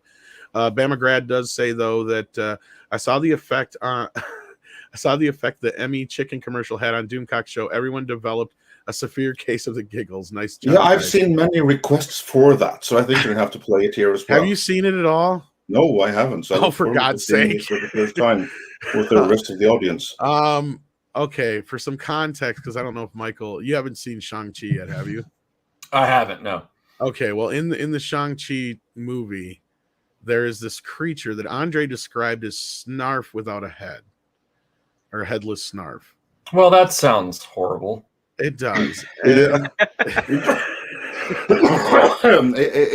was every bit as horrible as it sounded. Yeah. But Mike, our own producer, Mexican Iron Man, he refers to it as rabbit chicken, and he left the theater when rabbit chicken came into the story. That's how bad Headless Snarf was. Yeah, although it's now known as rabbit chicken, but I still think that there's some charm to Headless Snarf, because if you take Snarf and you decapitate him, then rabbit chicken is what you get. And you're not wrong, Andre. But I will say this, at least with rabbit chicken, it's something that's a little bit more original, and we can get away with doing stuff like this. Yeah, that's true. Do you like rabbit? Do you like chicken? Have you ever wondered what it would be like to have both at the same time, but can never find both at the same place? Well, Disney and Shang-Chi have taken care of that for you. That's right. You can get yourself rabbit chicken meat, now available at every Walmart and Costco. What you waiting for? Move your feet and get some rabbit chicken meat. It's good. That was for Mike. Yeah. There are no words. what do you think about that character design? 6 legs, 4 wings that I could count, and no. It's head. Like it was made for eating. I agree with Tom. It does. What are they thinking? I mean, I get that Groot and Rocket Raccoon, they thought that would never fly, but now they're literally trying to create headless flying beasties. I don't. Okay. Well, it's been fun, everybody. I'm gonna disengage from the human race now. I know, right? Doesn't that just make you want to see Shang-Chi even more? Yeah. Legend of the 10 Blunders. It just I don't even know anymore. Well, I will say though that it's one of the better Fu Manchu movies I've seen. I mean, yeah, he looks a little bit different, but that's Fu Manchu right there. Where did they get that thing? Chernobyl? That's probably about right. Oh, look, there we go. So thank you for that, Bamagrad. Yes. It looks like the chat's enjoying it quite a bit. Yeah, it was beef. I should have done chicken. Culture. Did you see Shang-Chi yet? Of course, yeah. You agree that totally was Fu Manchu, wasn't it? Yeah. I think we talked about it, and of course, I did a review. I went and saw it on that Friday. I think we talked about it that following Monday, and I said it's not a good movie, it's not a bad movie, and and then I went about making this for you, Andre. So, yeah, you did absolutely. Did I? But I think you made that after, and but anyway, yeah. So basically everyone agrees it's Fu Manchu. What were you saying, Michael? Am I crazy, or do I recall a few months ago a news point that was talking about the various reasons why the China film market wouldn't want to distribute it, and one of them had to do with the fact that they, I guess, in their film industry, the lead actor isn't considered attractive enough or something. No, that's entirely correct. Okay. To use an ancient Chinese proverb, according to Chinese beauty standards, Simu Liu looked like he fell down from the tree of ugliness and hit every branch on the way down. Wow! Like I don't. In all fairness, I don't think the actor is that.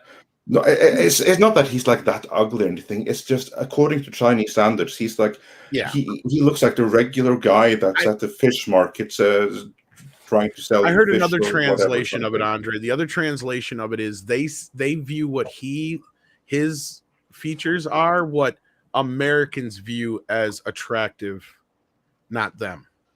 That's another reason why they're rejecting it, I guess.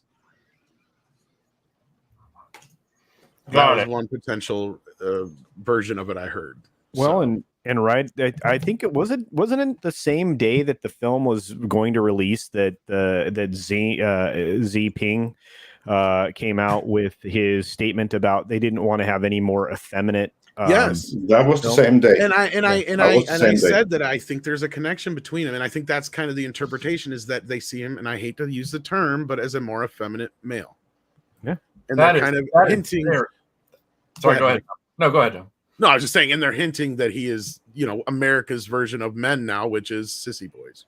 That is fascinating to me because perfectly honest, that wasn't any even a concern. It didn't even make my radar when I saw the trailers for Shang-Chi. I wouldn't have even considered that. That's why I found that part of the whole Chinese film distribution of the film, or not distributing it, as the case may be. So, excuse me. Well, I'm joking. Interesting. I'm joking. Quick, get in the Heimlich maneuver. Melinda, where are you? I'm sorry, I was choking on. I'm here, but he's fine. I was choking. I didn't do it. I swear. I was. Melinda made some excellent Scottish shortbread last night, and she gave me some just now, and I'd finished and I was giving my answer, and suddenly I was just choking on it, and sorry about that. Ladies and gentlemen, Melinda from Retro. Sorry about that. No, don't be sorry. We love to have you here. One of these days we got to have you on proper with Michael. And Mr. Tickle Trunk, you're not wrong. Every big film planned as a potential trilogy, if and only if it is meant to be. Like Dune makes sense because the material is there to work from, right? I don't think you should always go into every movie with the idea of it being a potential trilogy, though, right? Like as a general rule. And I think that's why John Wick is great and the sequels weren't as great, is because they didn't go into that movie planning on a part 2. No, they did not. They just had so much fun making that first one. They're like, can we make another? And they came up with an idea that they thought would work and went with it. Exactly. So yeah, I think it's better now though than it was like a decade ago, in the aftermath of Casino Royale and Batman Begins, where like every studio said that we want a trilogy and it has to begin with an origin story, even if the source material doesn't lend itself to an origin story. I mean, this is the thing that screwed over both the Solomon Kane movie and the 2011 Conan the Barbarian reboot. That the financiers demanded for both of them that, no, we can't just go straight into the story. You have to conjure up some kind of origin story here. Then, in movie 2, you can do the story that you want to do in the first place. The one to buck that trend was actually Dredd, that just did like a day in the day off. And that way, if the movie was a hit, you do another day in the day off, a day in the life of. And if it isn't, kind of just like you have Die a Hard. brilliant standalone movie. Yeah. Whereas, for instance, on the DVD releases of Solomon Kane now, it says right there on the cover, intended trilogy starter. And I hate it when they put that on the covers, because it kind of like ruins the longevity of the movie when you kind of know that this was like a sequel bait that never panned out. Which also ruins the stakes of the film, where you're like, oh wait, so he lives at the end. We should just make a movie, and the title of the movie is Intended Trilogy Starter. There's a video series for that'll you, Michael. stop that phrasing. My favorite there is actually you have a trilogy of that. Oh yeah. You have like the latest 3 Terminator movies. The 3 of them together make out the trilogy of intended trilogy starters. Because all 3 of them are reboots that ignore everything other than the first 2 movies, and they all aim to start their own trilogy, and they all failed miserably. And in the grand tradition of Terminator movies, each one of those trilogy films, Andre, should be titled Terminator 3. Oh yeah, absolutely. Because every single Terminator film since 2 has been an attempt at a 3. They just keep erasing one another. Yeah, it's true. I was going to say, well, there's one caveat to that. The Terminator Salvation technically... that kind of was number 4. But But it's the opening salvo in the trilogy of failed trilogy starters, because that was intended to kickstart the Salvation trilogy. That never happened. But we're all better off for you it. can kind of scribble that asterisk because, and I don't know if Michael was going to point this out, I apologize if you were, you also had the Terminator series, which ignored part 3. So... That's right. Yeah. See, there's so many. That was better. I mean, honestly, that series is a shame that was cancelled, because honestly, in my book, it was better. That's the best part 3 there ever was. I mean, Melinda certainly agrees with you. She loved the TV show. Yeah, it was a sad day when that got canceled.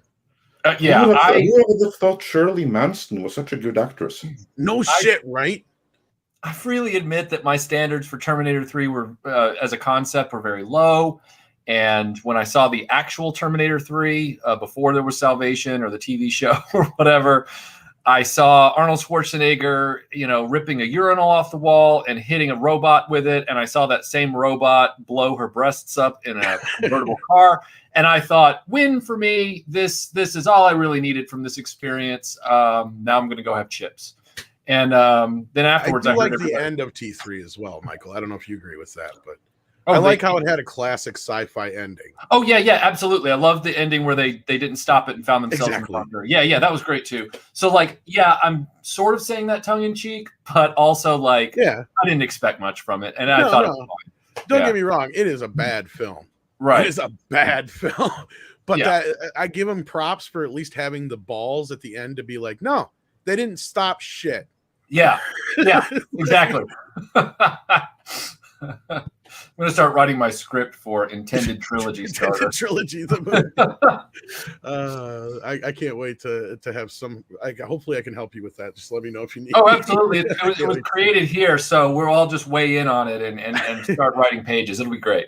Well, you're good at what you do. Do check out Michael's Broken Vader trilogy, and you have your other the Follies and stuff like that. Oh, the Star Wars Follies, yeah, about all the foibles of vintage Star Wars merchandising, yeah, and all your other stuff too. Besides just the straight, reporting, you do other stuff too. That's really great too. So do check that out, guys, as well.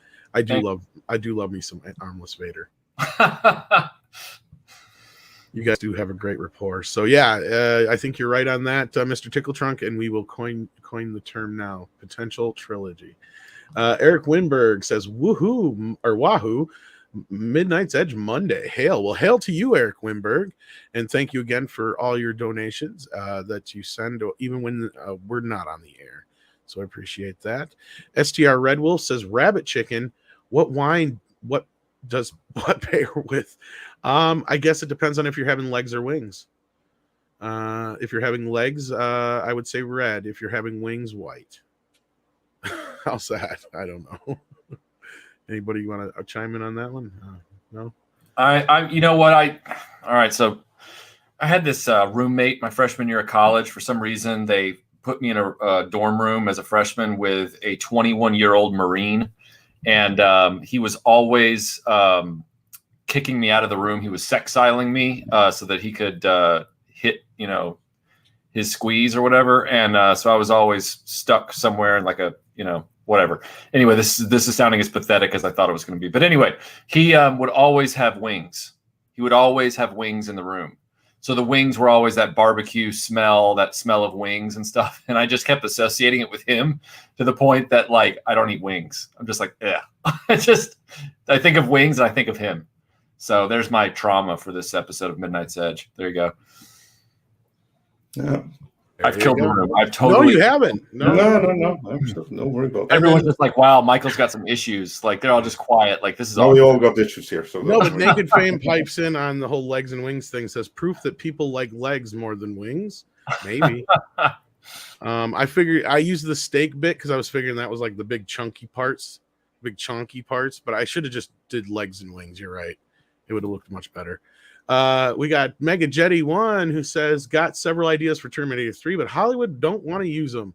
I'll use them for my Terminator in my Blue Shogun series if I can finish the story one. Yeah, and I know what Jeff's talking about here. He's talking about, I've told him and others have told him, don't worry or expect Hollywood to pay attention to anything we do.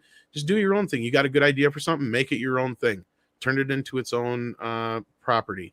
I believe that's what the Friends of Robert Meyer Burnett did with that one sci-fi series when they were going to make a fan film. I think he gave them that idea, and they're just working on it now, I believe, or they just finished it. One of the two. I can't remember what it was, but the title of it offhand, I'm apologizing and blanking on it, but I don't know if Script knows what I'm talking about. But I want to give some clarification to the chat just real fast. This guy sounded like Butthead from Beavis and Butthead when he would talk. And this was an exact quote when I walked into the room one day, my freshman year of college. Did you ever notice that wings, they smell like sex? And I looked over and I'm like, Bob, fuck off. Now you say that. No, I'm done. I was going to say, now I can picture him going, I'm going to get lucky. Yeah. Like, so yeah, I there's a reason where I'm just like, yeah, I don't want anything to do with wings. So, yeah. I wonder what kind of chicken wings you guys have in the States. I just have to say. Oh, we've got all kinds of different wings. Which voice am I supposed to do besides Butthead? I did just do Butthead, and if that's what you meant, because there's a delay. Maybe that's what he meant. Hey, Babeth, get out of here. Yeah. No, he said wings smell like sex. Sex, not six. Sex. What? Was there barbecue sauce involved with this guy's? Wings, they help me with my math. Like what? No, sex, not six. Yes. The sexy voice, which I don't know what the sexy voice is. Okay. Anyway, moving on. We got another super chat from Mr. Tickle Trunk who said, I associate ranch Doritos with my concussion. Makes me full on sick to my stomach. I feel you there. Buy wings with sweet sauce. So good. Oh, okay. Yeah, you get sick from the smell. I get what you're saying. I had that problem. I had gotten the flu once after eating pork rinds. I cannot. Even the thought of them now makes me sick. Ugh. All right. We do have some classic super chats that we didn't get a chance to bring up on screen. So I'm going to try and make sure we got them all now. Let's see here. Eric Rung, how do I say that, Andre? Erik Runge Matsen. Okay, I was close.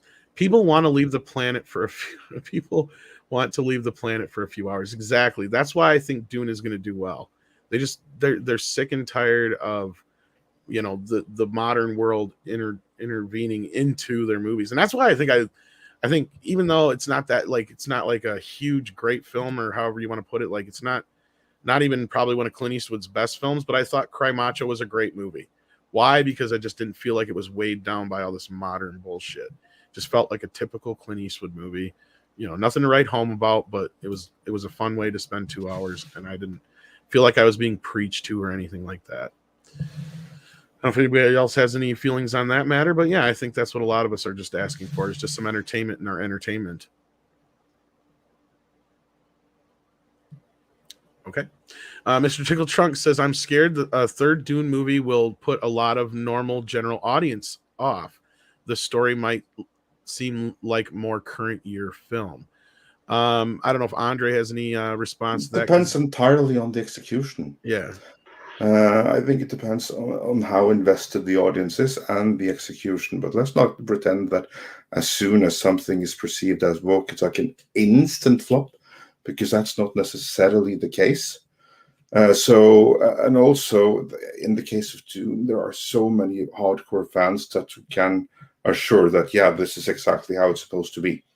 So I'd be more worried about them making deviations in part 2, to be honest. Yeah.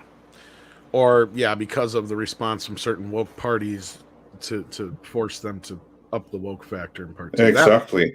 Like, for instance, I'm worried that some are going to be like, but why does that white guy get to be like the chosen one? It should be her. It should be Cheney. She should be like the chosen one. Like, well, I'm worried that there's going to be like some people calling for that, maybe even in the studio, because under current management, I don't know about Legendary, but Warner certainly are that inept. Saslaw can't come soon enough.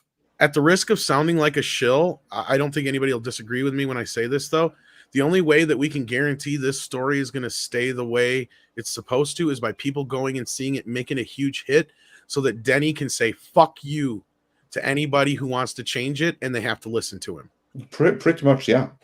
The bigger hit this is, the more power he will get for the sequels. If he's even involved them, because I do not think that HBO Max is going to give him the kind of budget to film on the same scale as this one. I think they're going to say that we're gonna fund more, but on TV budget, make do. I think if this movie makes at least 500, he'll get what he wants, because I think they'll take into consideration that this would have been $1 billion movie had the world been open, right? Like, so I think they'll take that into consideration, because by the time the sequel comes out, hopefully things will be back to normal. But that's well, we can hope. Exactly. So that I think that's the only chance the movie has. So unless script or Michael or Culture has anything else to add to that, I think that's about where that stands. I just simply hope for the best. I really want this film to do well. So, yeah, I'm of the mind that if you watch it and you like it, let your friends and family know, and hopefully they go and see it and have their own opinions, and it maybe just escalates that way. Because, I mean, if you don't like it, obviously let us know. Because again, that's how I don't people even learn. know if I'm gonna like it. I want to make sure that everyone's clear on that. I haven't pre-loved the movie or anything like that. Like, I'm not one of those people. I want to love it as much as I think the potential is there for me to enjoy it. So as a Lawrence of Arabia / Blade Runner fan, I have high hopes. And you're probably like me, going off of, what Andre has said about it. And he's, we trust his opinion on it as far as that goes. I avoided reading the script at this point. I got to a point where I'm like, you know what? I'm not gonna. No, don't. Read it afterwards. See the movie first, and then you can compare. Because in that way, when we have that discussion, I can come from that point of view, because I know Script has read it. I know you have read it, Andre. So then I haven't read it. So then I can come. And we have our good friend Robert Marbinek, who's also read it. Wants to join us, and whatever happens there, that might be a very big review, I have a feeling. I think we'll have to divide it into several parts. May have to. Okay, so we got a couple more here to catch up on before the newer ones that had just came in. Patrick Mulligan sends in $5 from Canada. Thank you so much, sir. Says, all Star Wars without Gary Kurtz and Marcia Lucas has been trash. Return of the Jedi being the only exception, with about half of it being garbage. I know there's some people who will agree with you and some people who disagree with you, Patrick, but yeah, that's a case to be made. Well, there's a good case for that, because unlike Empire and Star Wars, Return of the Jedi is bless you, sir. Sorry about that. That's okay.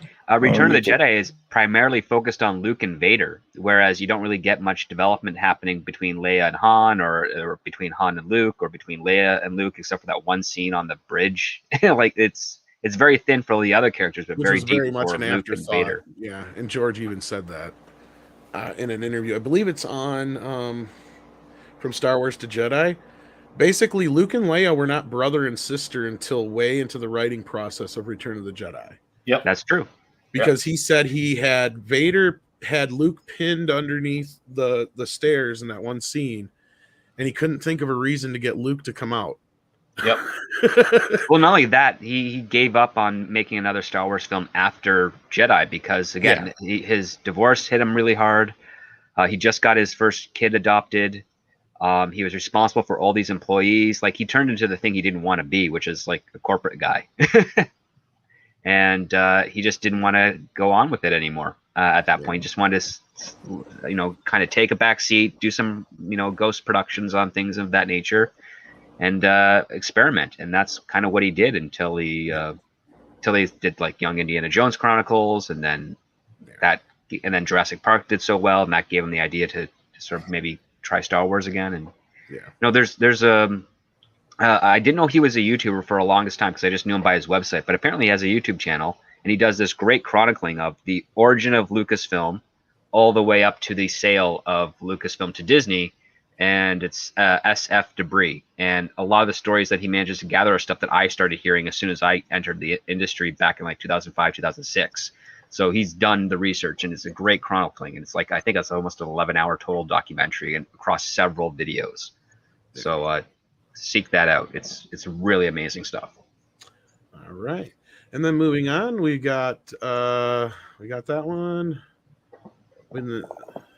Oh, no, we didn't get this one. Roof Korean the Base says, to clarify my super chat, I recall Rinsler was on a podcast stating he had more awards and all behind the scenes view, but Disney was suppressing it. I would have burned the barn down after releasing the horses. Maybe there's something to this, but without any real clarification on, or not clarification, but more so proof that this was something that was kind of pushed quickly and out like this after the fact. Maybe, I don't know. I don't know if anybody has any comments on that, but I'd have to see the interview to kind of see the context as well. Yeah, I also would have to read the book, but I do think it was like a very long time from when these comments were made till the release of the book. But Yeah, who knows? There can be many reasons for that, but Disney suppressing or at least delaying until they had squeezed every single cent there was to squeeze out of the rise of Palpatine, probably. STR Red Wolf says, or no way, I jumped over Mr. Tickle Trunks. I'm sorry. Releasing Dune slowly like this is genius. Denny is making sure Dune is spoken about for months. I don't think excitement will pass. I hope you're right, Mr. Tickle I hope Trunks. you're right too. But we live in a world where things move so fucking fast now that 24-hour news cycle, isn't it? Exactly. In a couple of days, we're going to be talking about something else, and that's what I'm afraid of. Yeah, I mean, soon the new Batman trailer is going to drop, so we're going to be talking about that before. Well, there's already been a couple of those we missed. Plus, there is a big one coming. Yes, that they've been teasing for a couple of weeks. Well, we've gotten little trailers teasing the bigger trailer coming. I should say. That's so fun when that happens. Yeah, trailers for the trailer. Yeah. So yeah, that's due here in a couple of weeks, I believe, as well. So we'll see. I hope so, though. I really do. And then STR Red Wolf on to certain areas, perhaps. And then the other thing would definitely be to try and stave off any kind of piracy, which isn't working out too well for them. There's already some cam leaks online. Yeah, but that's inevitable. But what language is it on? As far as I know, there's an English one out there. I don't know for a fact. I have not seen it myself, but I've been told by a few people that there is. It's not worth it. Exactly. I mean, this is one you want to see on IMAX or and that's what I'm hoping most people will do is just avoid that. I don't think that piracy to cams is going to be that big an issue. Honestly, I mean, the thing with piracy is when you have like the 4K version out there, right. The moment it's out, then obviously that's an issue. I believe it's in the top 10 or 20, but it's not in the top 5. So that's a good thing for them. It's not being overly passed around yet. And I think the reason for that is what you just said, Andre, is a lot of people are just hesitant. They want to wait to see it in a better version. I mean, people get standards. I mean, and when even like the pirates that used to be satisfied with cams, now they're gotten used to like 4K versions. Fine, they don't necessarily see them on like a big home theater, but even if they just see them on like a 4K gaming screen, it's going to be difficult to go back from that to a cam again. Yeah, and I just think Dune is just one of those movies. So hopefully. Corsair Raven says, "I don't forget about Dune RTS. What's RTS?" Andre, real-time strategy. Okay, real-time strategy. I thought it was a game. Thank you, because I had no clue. I'm assuming that's what it is. Probably. Yeah, they've got a lot of real-time strategy. A lot of Dune games, and it's a big franchise as well. So I think that's what the point they're trying to make. So, like, yeah, it does have a fan base, and I feel like that needs to be taken into consideration. And with that, I know there was a couple of super chats that we missed in between there that I cannot bring up on screen. So you're gonna. I'll find them for you here, so you can. Yeah, and while you're doing that, I know there's a couple we can. Stephen Otten says, "Entertainment in our entertainment." Tom, that's crazy talk. I know, right? We need some more entertainment in our entertainment. That's just nuts, though, to ask. Mad Leprechaun says, what we need is a movie adaptation of Frank Miller's RoboCop versus the Terminator and Judge Dredd versus Alien. Yes, certainly the first one. Judge Dredd versus Aliens is good. That's actually really good. But Frank Miller's RoboCop versus Terminator, like, that's a real Terminator 3 right there. And RoboCop 3, all in one go. I have my For those that haven't read it, it's really freaking good. It's some of Frank Miller's best work. I have to reread it again, because last I remember it was not as good as his RoboCop 2 and 3. And there were some things that personally I think it's better than that. And you know what? You know what's the best thing about it? It's on the Sega Mega Drive, and it's glorious. I just, for some reason, there's just bits and pieces of it I remember not liking or thinking that lined up well, but I'd have to reread it. It's been years, and I'm talking decades actually since I've read it. So, and RoboCop that's like one of the best Sega Mega Drive games. I'm not dissing the game at all. Yeah, I love the game, but I just remember the comic book not sitting as well with me because for some reason, there was some, I can't remember offhand, but there were some things in it that just bothered me. But I'd have to reread it. And Judge Dredd versus Aliens is also really, really good. And the beauty I didn't with even know it, there was that. Oh yeah, there is, and it's fully part of Judge Dredd canon. So that's the best thing about it. It's not like some like out of continuity adventure. No, that's in canon. There you go. I'll hook you up with it if you want.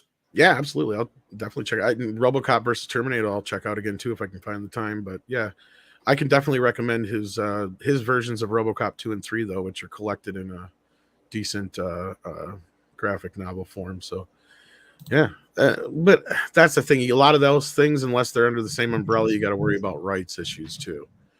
But I wouldn't be surprised. Honestly, I was more surprised. I mean, Godzilla versus Kong might help bring it back a little bit, but I was surprised after Freddy versus Jason, we didn't get a bunch more, and Alien versus Predator, a bunch of more. Me too, because that one did really good, and especially like AVP, because that, say what you want about the movie, but it was financially successful. Exactly. The first one. Same thing with Freddy versus Jason. That movie alone, it was the highest grossing at that time of both franchises. So I mean, there was definitely a want to see characters battle, but I can't believe more companies didn't get together and see the potential in that. So maybe they will at some point. What do you think, Michael?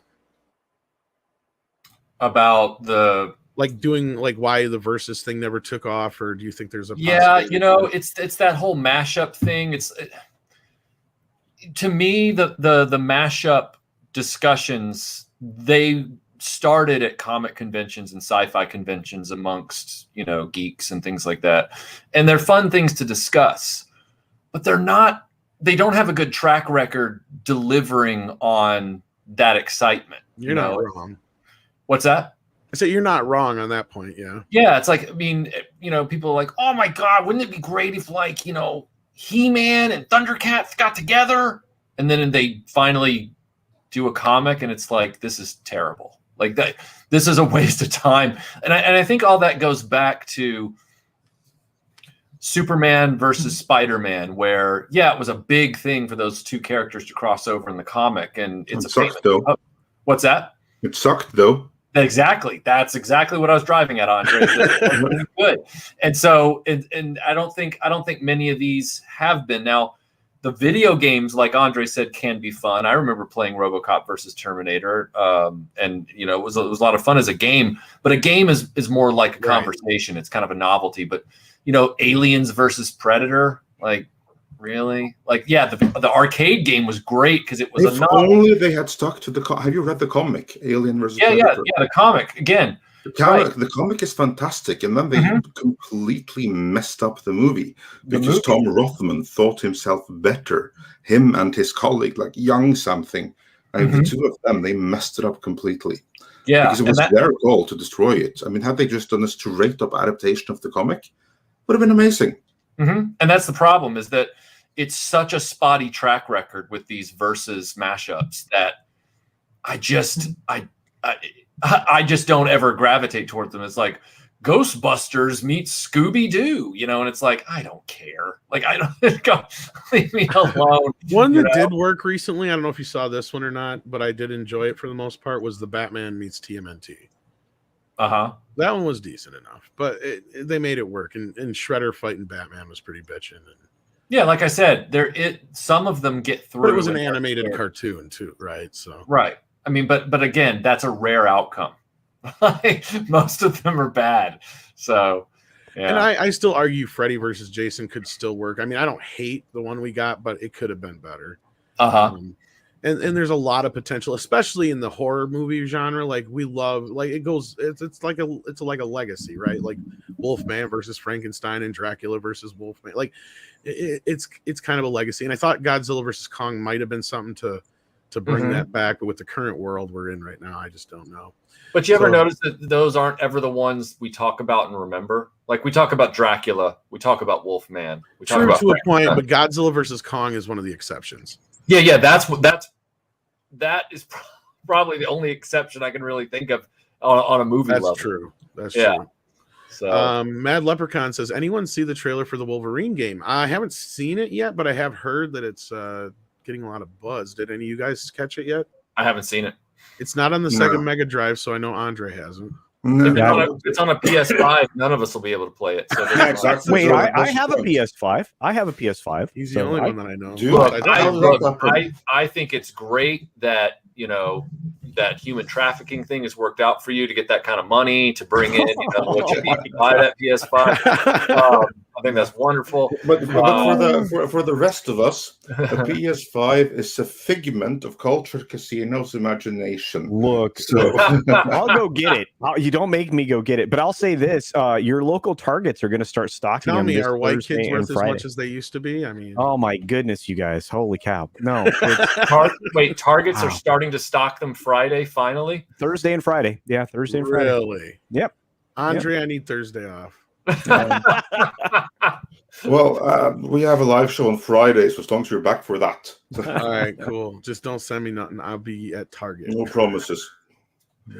But my kids actually got one, to be honest with you, and he spent way too much, and I could have kicked his ass for it. But really, because I got mine, right at Christmas. It was a gift. I told him to wait. Yeah. Speaking of the devil, he just fucking messaged me. I don't even want to look. Anyway, did we get that super chat, Andre? Or did Warwolf says RoboCop versus Terminator versus Predator? It exists. Yeah, it does, but it sucks. What was the one before that? Did we get that one though? The one that was on screen. Yeah, that was the Wolverine trailer. Okay, Zachary in the chat. Just let me reassure you, that was a sarcastic joke. Yes, there was no. Kidding. I am a very dry, humored, irreverent person. I was not making any. Never, you know what I mean, or I hope you do. This is why Mike and I get along. In fact, Mike would probably fit in better on Mead shows than he probably thinks he would. Mel's Flair also has a PS5, so there's two. My kid bought it from somebody for like $700. I think they're asking what. Yeah. Oof. No, that sounds like a pretty good deal. Given it does to a point, but I was like, Jeffrey, if you just waited a few months. Just wait until it's no longer new and modern. Just wait until technology has outdated it. And my just other wait thing was like, what are you going to play on the damn thing? There's what? Then you can get it. How many just wait until Sony makes a new inferior model of the hardware. That's probably why you're getting it now, because it's like a new version, isn't it? I don't actually know if the new ones that are actually showing up in the supply chain, or I don't know anything about them if they're any different in any way, but I do, like I said, I do know that you can play PS4 games like your old library, anything that you got through the PlayStation Plus store, any of that stuff. Almost all the PS4 games I have play on it, plus the PS5 games that I have, which I also bought Cyberpunk 2077 to play on that, and I still didn't have the trouble that everybody else did. So no, it's great. Can it play PlayStation 1 games? No, I thought it was supposed to be. Can it play PlayStation 2 games? Okay, so they have this weird thing called PS Now. It's like a way to get a game and play it online. Okay, no, I have the disc. Can I put the disc into it? No, I don't think so. No, like I said, PS4 games can go in there. Well, hey, that was the cool thing about the first generation of the PS3, right? Because it had, if you got the nicest version of all the PS3 played PS1. It was just the first. Yeah, all of them that played it. I discovered that to my surprise, because I spent like years thinking that it was just, as you say, Culture, the very, very first model of the PlayStation 3. I mean, that was the one that played PlayStation 1 natively. It emulated PlayStation 2, and obviously it played PlayStation 3. Right. But that was just that one model. They removed all of that along with 2 USB ports for all the later releases. Yep. And I thought that they removed the PlayStation 1 playback as well. But then I discovered, purely by chance, that no, they kept that. Every single PlayStation 3 model natively played PlayStation 1. That is good to know, because I did not know that. Yeah, because neither did I until I discovered by chance. I had to refloat the solder on my Fat Boy like 4 times. So because you know how they overheat and then the solder comes off the pins. I had to refloat. That was the problem with that very first model. It was technically in terms of like playback capabilities and what you can use it with, it was superior. But you better keep it inside of a fridge while you're using it, because otherwise it's not going to last very long.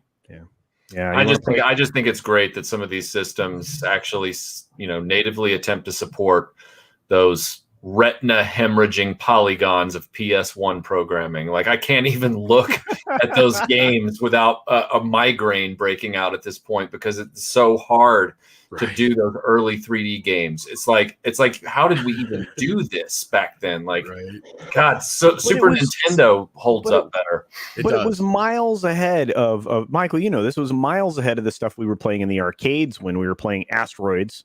Oh yeah, Defender. But I didn't want to play Tekken in the arcades either, whichever one it was. Everybody looked like a random amalgamation of triangles. I'm with Michael on this one. Yeah, I agree. I never was into virtual. That generation has not aged well. Yeah, that generation has not aged well at all. Oof. I mean, it's more fun to play Marvel versus Capcom that was contemporary with those games than those games, because at least it was still like raster-based graphics and stuff. Right. Oof, God. Wow. The animation was really good in those. Mm-hmm. And that's a term you won't hear very often, kids, the word raster-based animation. Nobody in the audience knows what that means. You know what? That is the story of my life. I'm good with that. That's fine. So that's why Michael's here. We love it. And Hypergiver 2 says the Supernatural Scooby-Doo crossover was great. Well, I'll tell you what. But the Batman Scooby-Doo one, that was really cool back in the day.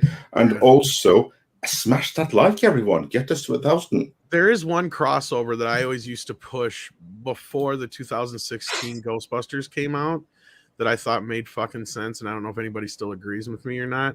But it really kind of was ironic, because when you read Paul Feig's treatment, it sounded more like he wanted to make a Men in Black movie anyway. So I said, why wasn't the logical choice made? And why didn't they do Ghostbusters in black? Like that, they're aliens have ghosts too, Yeah, that's true. Those do seem like since it's both owned by Sony, that seems like a natural mashup. And I made that logo back in the day too for it. I'd love to have I'd love to have a Teen Wolf Buffy the Vampire Slayer crossover. I think that'd be amazing. Help me win the basketball game, and I'll help you with these vampires. That's right. Yeah, something like that. And the Mad Leprechauns is for $10. For those who didn't know, there was a comic sequel to Freddy vs. Jason called Freddy vs. Jason vs. Ash, and a sequel to that called Freddy vs. Jason vs. Ash, the Nightmare Warriors. Yes, and the first one was based on the proposed script for the film that was going to happen, and it was very close to happening until Sam Raimi decided not to let him use Ash. Yeah, he wanted to have a hiss of it. So yeah, that's really sucks. He's within his rights. Yeah. And I totally now agree with Culture's thing. I did not agree with it, but now that he said the thing about Teen Wolf and Buffy, I would love to see a scene where he asks why Seth Green's werewolf is so ugly in transformation compared to his own. So good. All right, there we go. See, but I wonder, are we thinking of the TV series? Are we thinking of Michael J. Fox's Teen Wolf meeting up with? Oh no, I think you go to the films. I don't think you go to the TV series. Well, yeah, so you can bring back Ben Affleck as one of the basketball players that has to go against Michael J. Fox and one of the vampire guys. Yeah, Kirsty Swanson. Yeah, I think it'd be good. Paul Rubens, still dying. Still dying. Still dying with the He's got that steak in him, and it's just like I love when he stamps his foot. He's like, oh my god, he's amazing in that. Adam Wolford says the Xbox X Series can play all of the Xbox games. Well, that's good for Xbox owners. It is. Or if you have a PC, you can play Xbox games on your PC. Can you? There you go. Mad Leprechaun, we got that one already. So let's go back to some classics that we cannot bring up on screen. While you look those up, I'm going to say again, everyone, smash that like if you haven't done so already. You're going to have to bring them up, likes because the algorithm really likes that. You're going to have to bring them up, Andre, because I think those are ones that were in between there, unless we didn't miss any. Okay, and just give me 1 second here, and I'll send you everything that's come since the last batch. And while we're waiting for that, Michael, do you have any videos or anything coming up that you want to plug right now that you've been working on? I'm actually working on a big Star Wars Follies called Product May Vary, which is going to go into all of the vintage Kenner action figure variations that are visible, not all the subtleties that obsessive weird people get all attached to, but like the ones you can see from 3 feet away, of which there are many. And then I'm working on this big feature review of this Playmobil Enterprise from Star Trek, because it's taking up a lot of space in my studio right now.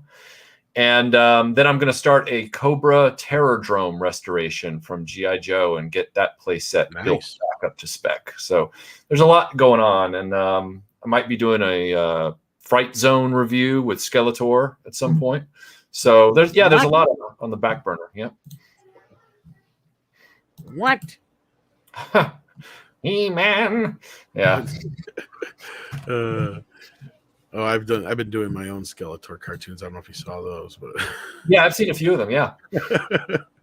He-Man. I just call myself guy. I've got this idea that he's going to review the Fright Zone because Hordak put it up on Airbnb, and he rented it for the holiday, and then he got there and he was like, "This place sucks." Like, disappointed. It's a patch of mud with nothing in it. Like it's So it's the gonna room be service sucks. It's gonna be a good time. And then I have this idea for a sequel right after that, like a follow up where he gets like he wants to leave because it's such a bad Airbnb, and so he looks on the listings, and the listings have this thing. It says Castle Grayskull, newly renovated, sorceress ready to rent at a moment's notice or whatever. And he's like, what? And so then he goes and sees the new Origins Castle Grayskull, and he's like, wow, like it looks like Pottery Barn took it over, like so it's gonna be. I got a few ideas. Say what? Disguise himself to try and get the room though, so nobody. He doesn't. Yeah, I haven't quite figured that part out yet. I'm not Skeletor. I'm a little old lady who's looking for a room. I'm Steve McGillicuddy from over yonder. They call me Stevie. I'm into wheat and nature hikes. Yeah, like, oh man. Would you like some granola? I made it myself. That would be good.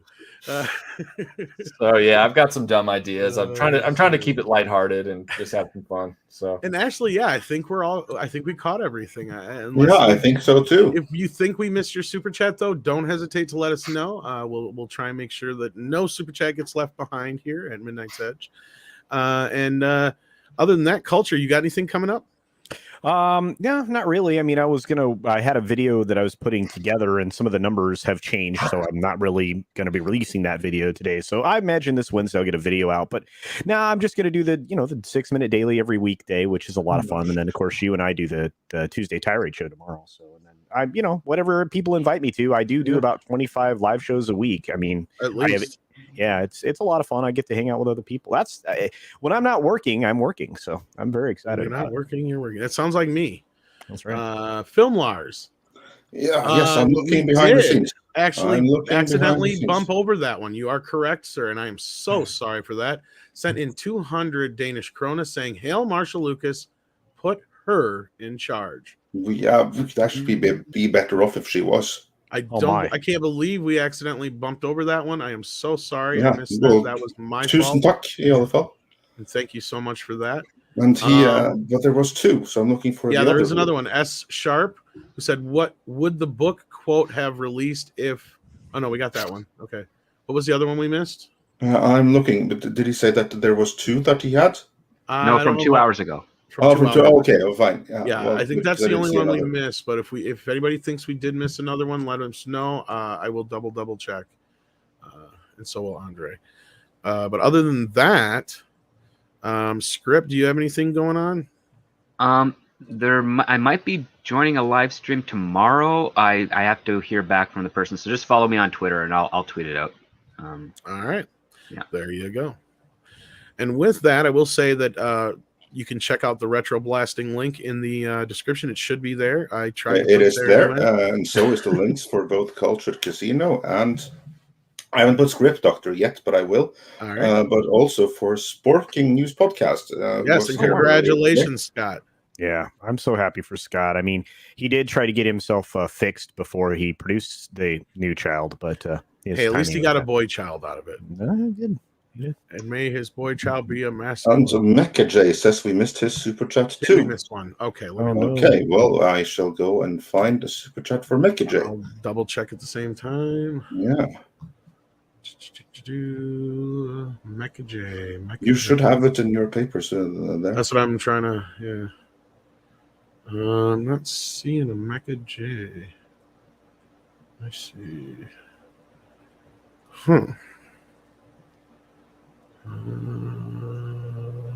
Not seeing. Oh, here's one. Yeah, you got it. Oh, yeah, we did miss this one. I'm so sorry. Mecha J says Marcia says she likes KK, but looking at how she rips into her, she doesn't like her much anymore. Yeah, exactly. Yeah. Did you get metadits just above that? Yes. See, I don't know how. Yeah, I just accidentally missed the one in between there. Sorry about that. I just must have got talking, and when I come you back, criminal, I missed it. I'm sorry, but again, that's why we ask. Make sure we leave no super chat behind. That's right. Sorry about that, and we got it now. And with that, though, I think we are caught up. And as Six says, please smash that like button. We're almost there. Almost there. I think we're close to 1K. And yes, Sadie wants to go outside.